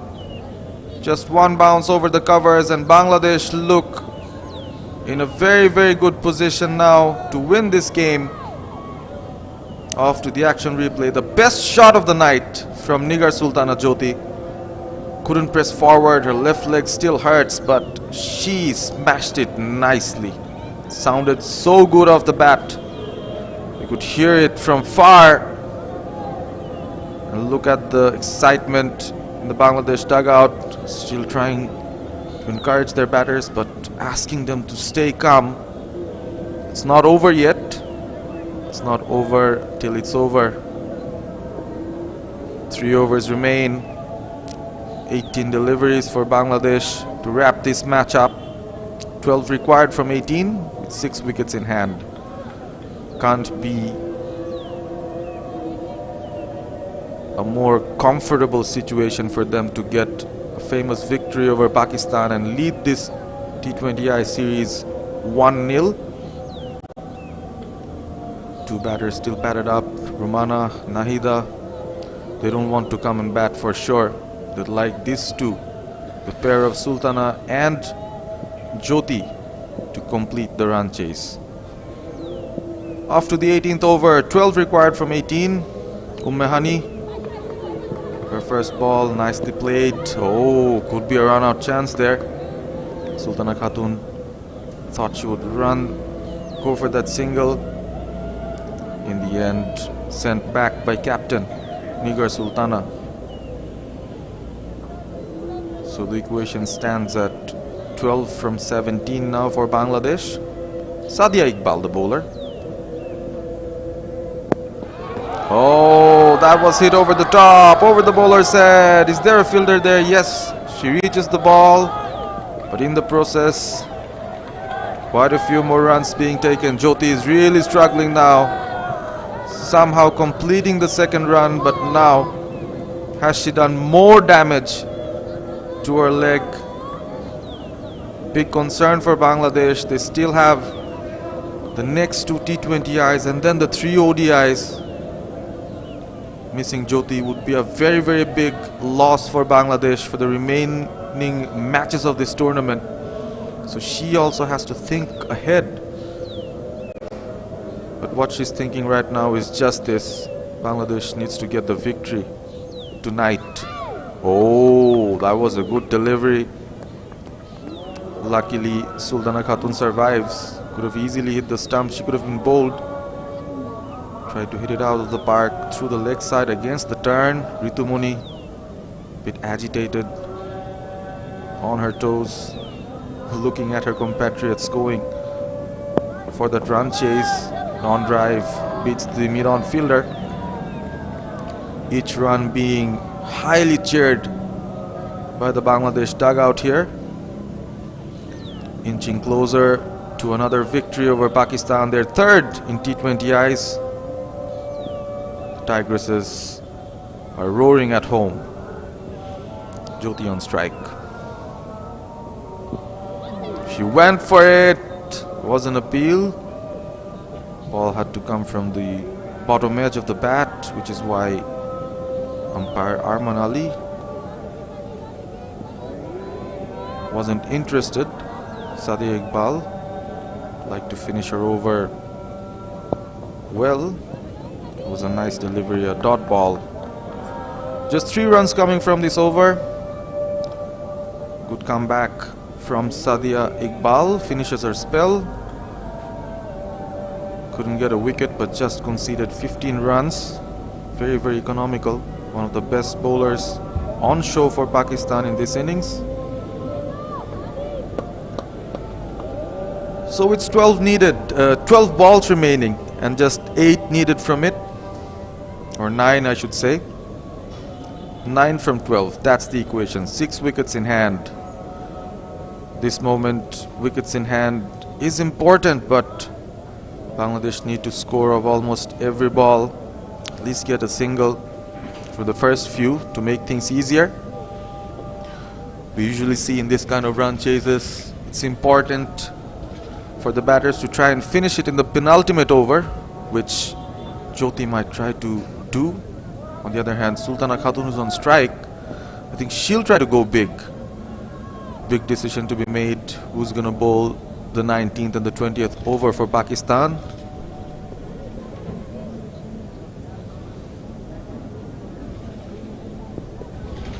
Sultana Khatun on strike. A big over coming up. Ummehani. Oh, she's tried to smash it. Ball's running down, backward square leg. There's a fielder over there. Single being taken. Nigar Sultana Jyoti is still in the crease, still fighting her way. Each and every step she takes, the pain becomes unbearable. But maybe the joy of beating Pakistan here tonight could wipe all that pain off her feet as she stands tall on 20. 75 for 4, Bangladesh women at the verge of a famous victory over Pakistan. Oh, that could be out. The umpire sees that the ball has hit the pad outside the off stump, or that was the indication he gave. Another important run picked up by Bangladesh. Sultana comes back on strike. Runs coming off Jyoti's bat. Very important runs being scored here. 76 for 4. Inching closer to victory, Bangladesh. Just 7 needed. That was a deft touch, but the fine leg fielder was pretty fine. And oh my goodness! Needless run out there for Sultana Khatun. Way off the crease. She thought she would scamper for a single, but Jyoti was adamant there was no single over there, and she was right. By the time Sultana turned around, she saw the bails being clipped off by the wicketkeeper. Is there late drama still awaiting us here at the Zohar Ahmed Chaudhary Stadium, Chattogram, as the Pakistan fielders converge and Nigar Sultana Jyoti talks to Sharna. Definitely, it's Sultana Khatun who's the batter that occasion. There was a flick. The action replay will say a lot of things. There was a throw straight to the keeper's hand. Sultana seemed way off the crease, but oh, another decision to be made. Oh yes, I think she's out. She should be out. Action replay says so. She's miles away. Miles away. Ali Arman confirms that. Sultana Khatun has to go. Rush of blood maybe. Pakistan trying to creep in with an opportunity here to really turn the tides. Bangladesh for most of this match was on top, and it all comes down to the last 10 balls of the match. If Pakistan can hold their nerve, and if Bangladesh implode, Pakistan could actually pull this off. Do they go for a big shot in this over? They might, but Ritu, she's going to be on strike. Could be better if Jyoti could have got the strike and go for a big one. She seems more likely to connect, but Ritu is there under a lot of pressure, I must say. It was looking very easy just a couple of overs ago, but this wicket again piles up the pressure for Bangladesh. 10 balls and 7 to get. Looks very easy on paper, but just maybe one more wicket or 2 more dot balls and the pressure would be on. The pressure is on, and this time it's cut away. It finds the gap on the offside. There is a chase going on. Diana Beg, she'll stop it before 2 runs are taken. Nigar Sultana Jyoti, she manages to run, and right now for Bangladesh, they're inching closer. They do not want to concede any dot balls. So 5 runs required from 8 deliveries. That is the equation right now. Mehani. This time it's slog swept. Just a single.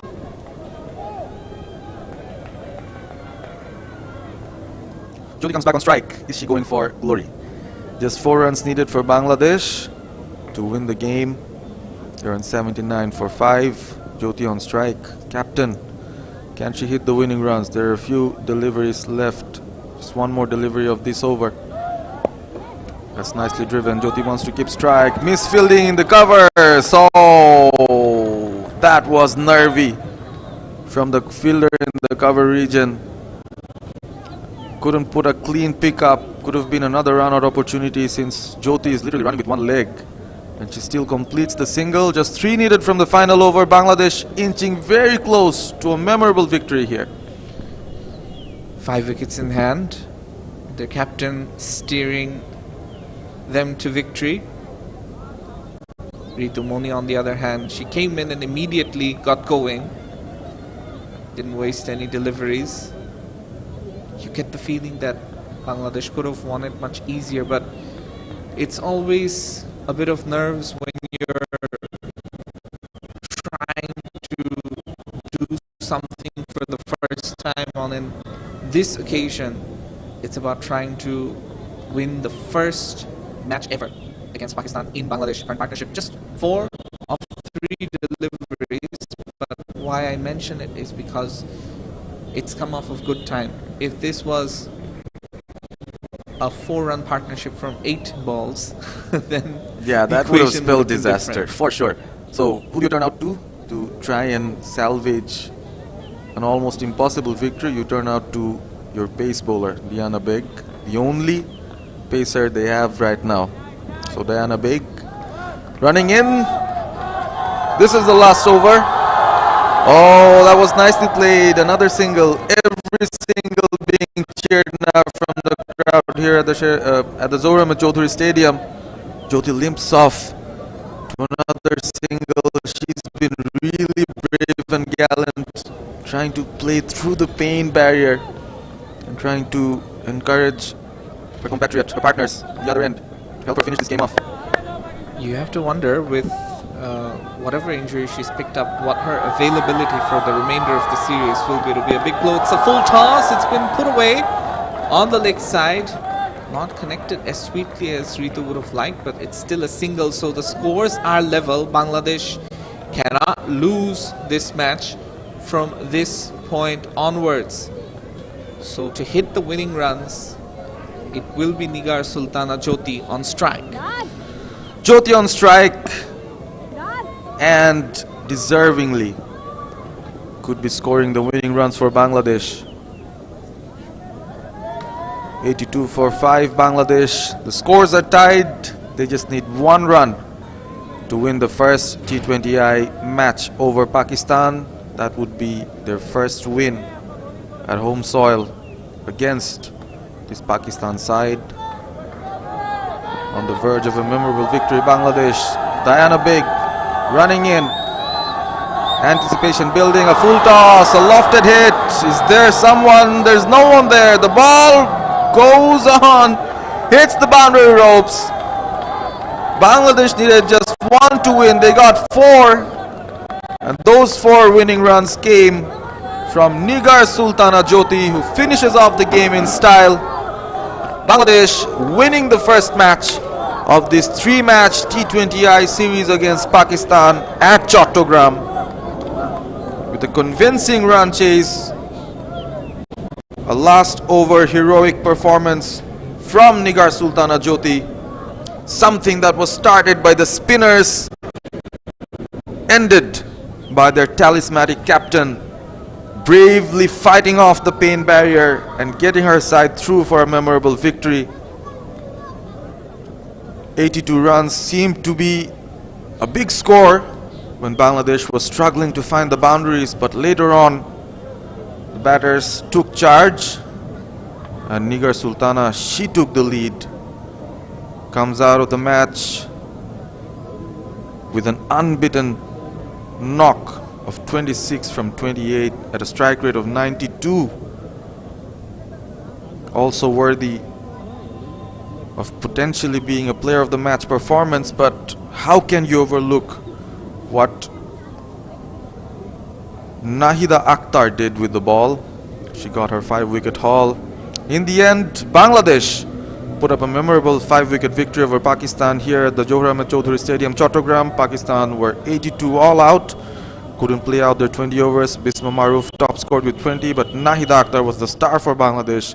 Fifer, she got just conceding 8 runs, and Bangladesh made the run chase a bit difficult in the middle, but in the end sailed through. Jyoti's 27, Murshida's 22, impacting the game, and Bangladesh getting a good 5-wicket victory, leading the series 1-0. You've been watching us live, this exclusive coverage of the Bangladesh and Pakistan women's team T20i series. First match has just ended. Scorecard for Bangladesh women: Sultana couldn't get a lot of runs on the top, just gone out for 5. Very unfortunate run out, standing at the non-striker's end. Murshida Khatun played an effective 22-run knock. Sobhana Mustari made a good partnership with Murshida Khatun and later on with Nigar Sultana Jyoti. She scored 16. Jyoti was not out on 27. A critical impact she created in this run chase. Sharna Akhtar out for 2. Sultana Khatun couldn't score more than 6. And Ritu Moni was the one who accompanied Jyoti to a memorable victory for Bangladesh. Just 4 extras from the Pakistan bowlers. In the end, Bangladesh get a memorable victory.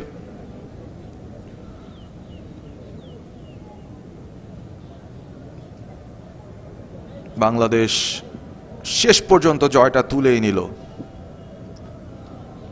পাকিস্তানের বিরুদ্ধে ঘরের মাটিতে কোনো জয় নেই, সে আক্ষেপটা ঘুচিয়ে নিগার সুলতানা জ্যোতির দারুণ batting performance এবং নাহিদা আক্তারের ক্যারিয়ার সেরা বোলিং পারফরমেন্সের মাধ্যমে বাংলাদেশ 3 ম্যাচের T20i ODI সিরিজের প্রথম ম্যাচটা জিতে নিল।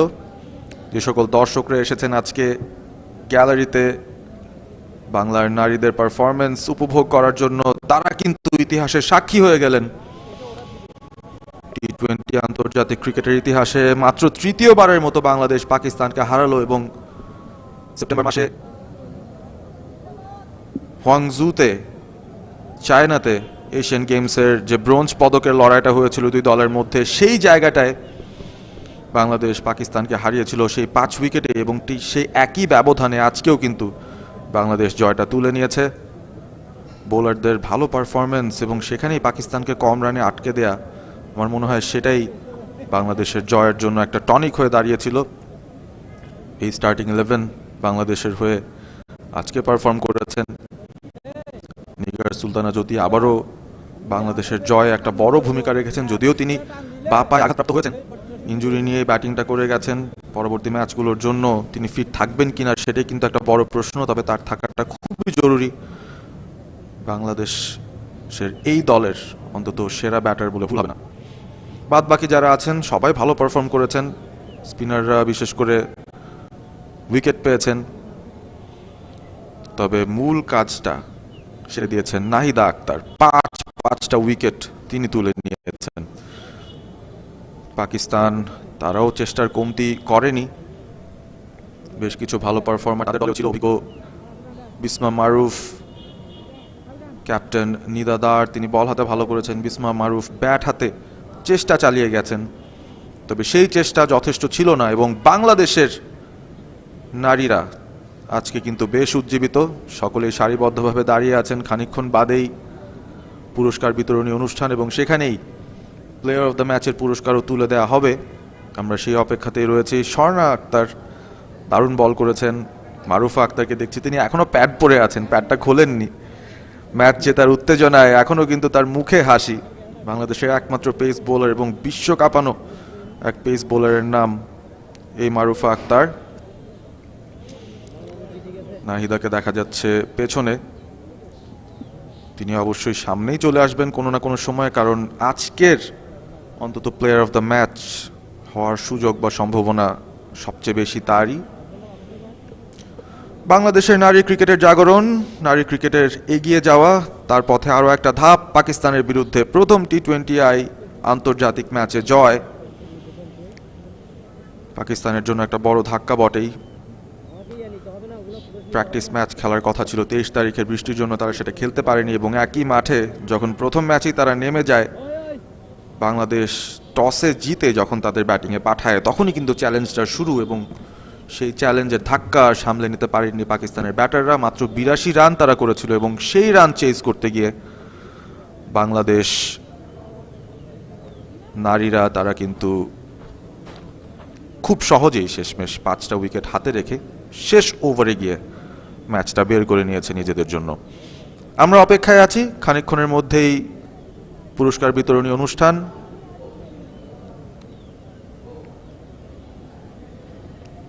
সে অনুষ্ঠানে আমাদের সতীর্থ শাহনুর রাব্বানি থাকবেন। খানিকক্ষণের মধ্যে আমরা চলে যাব পোস্ট ম্যাচ প্রেজেন্টেশনে, সাথেই থাকুন।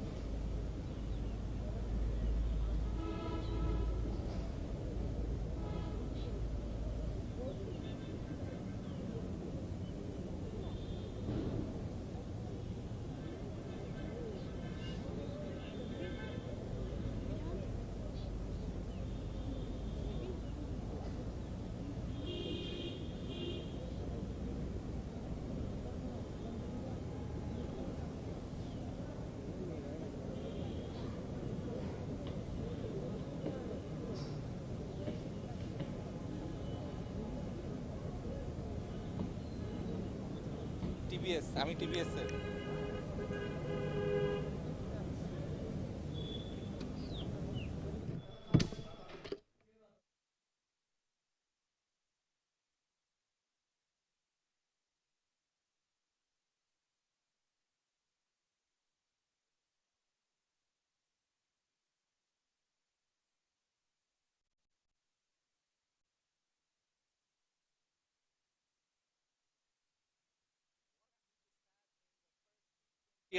between Bangladesh and Pakistan, which Bangladesh eventually clinched by 5 wickets and 3 balls to spare. It is now time for the post-match presentation ceremony, and today our guest with us is Mr. A.J.M. Nasiruddin, the Director of BCB and Chairman of the BCB Disciplinary Committee. Now, first of all, I would like to welcome the losing captain, Nidadar of Pakistan, to come forward, please. Nida, it was a very thrilling match. Even though it was low scoring, how do you feel the conditions played a part? Do you think the toss was very crucial? I guess I don't blame on the toss. It is our responsibility to play on the wicket, whatever the condition is. But still, I need to say to my batters that we have to take responsibilities. And definitely, it was a batting game. T20 is always about the batting. So yeah, inshallah, they will come back very soon and come back stronger, inshallah. What were the positives you can take from this match? Because you took it to the very end, you fought hard defending a total which seemed like it might be chased down very easily. Yes, I guess bowlers actually played really well, a good role, and I think so. If they play on their potential, we can win the match. But inshallah, ta'ala, we should learn from our mistakes and inshallah come back stronger. And moving forward, same venue, you've got 1 day rest and then you come back. What do you think you want to do differently? If you have to chase or if you have to bat first, what are the areas that you're looking to improve on? Well, we have a time to think again, and we will sit together, and again we have to make some strategies against this wickets and these kind of conditions. So yeah, inshallah, I will come back and win next matches. All the best of luck for the future. Thank you. All right, now it is my duty to announce the player of the match for taking 5 wickets. It's none other than Nahida. Please come forward. Nahida will be presented the ball and also a US dollar check of 500 by Mr. A.J.M. Nasiruddin. Fantastic bowling performance by Nahida.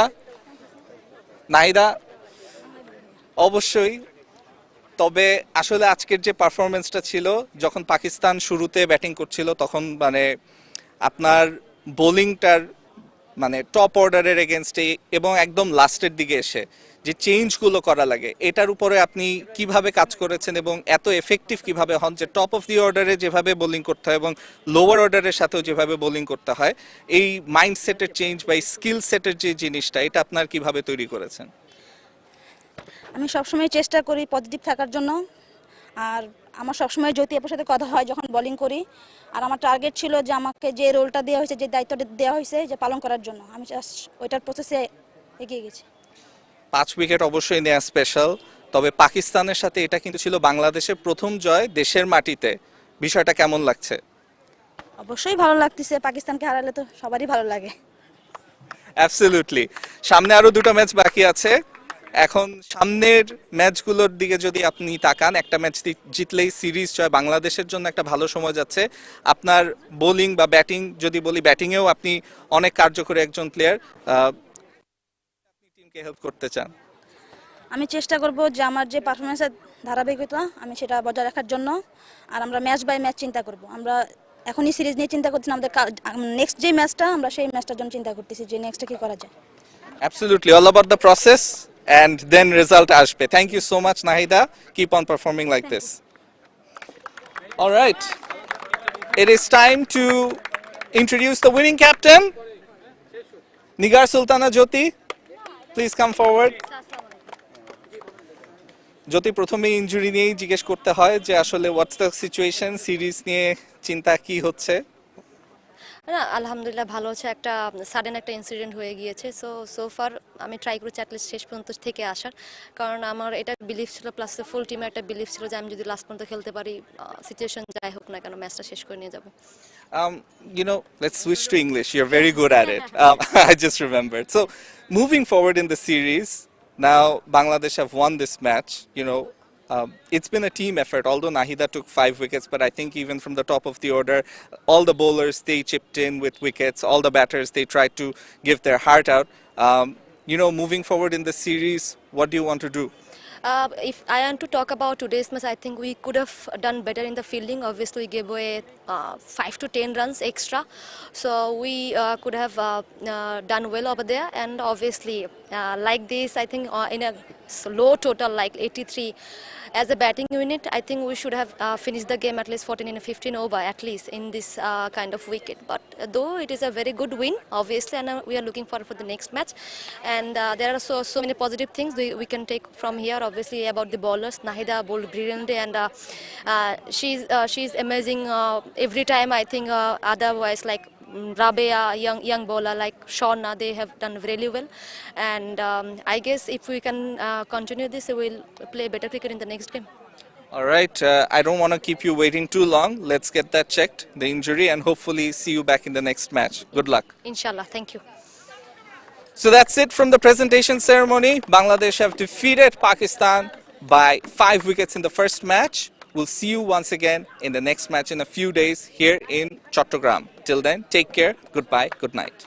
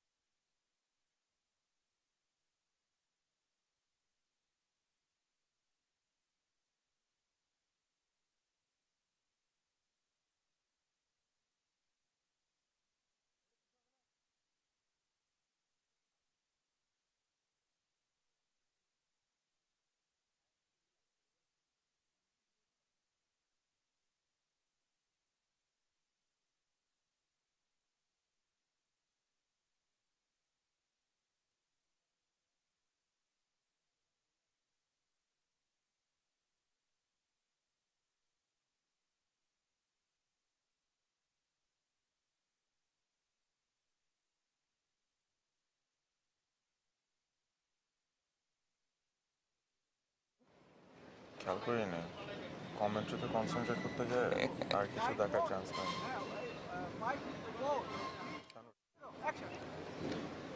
Hello and welcome to the post-match show, Bangladesh versus Pakistan. Women's first T20 international ended with Bangladesh winning a thrilling encounter by 5 wickets with 3 balls to spare. I'm Shahnur and I've got the champion customer, ABP, Ahmed bin Parvez, with me. So let's talk about this match. You know, first of all, it was a great bowling performance by Bangladesh. But how did it become so tight at the very end? Well, it moves to two different streams, I guess.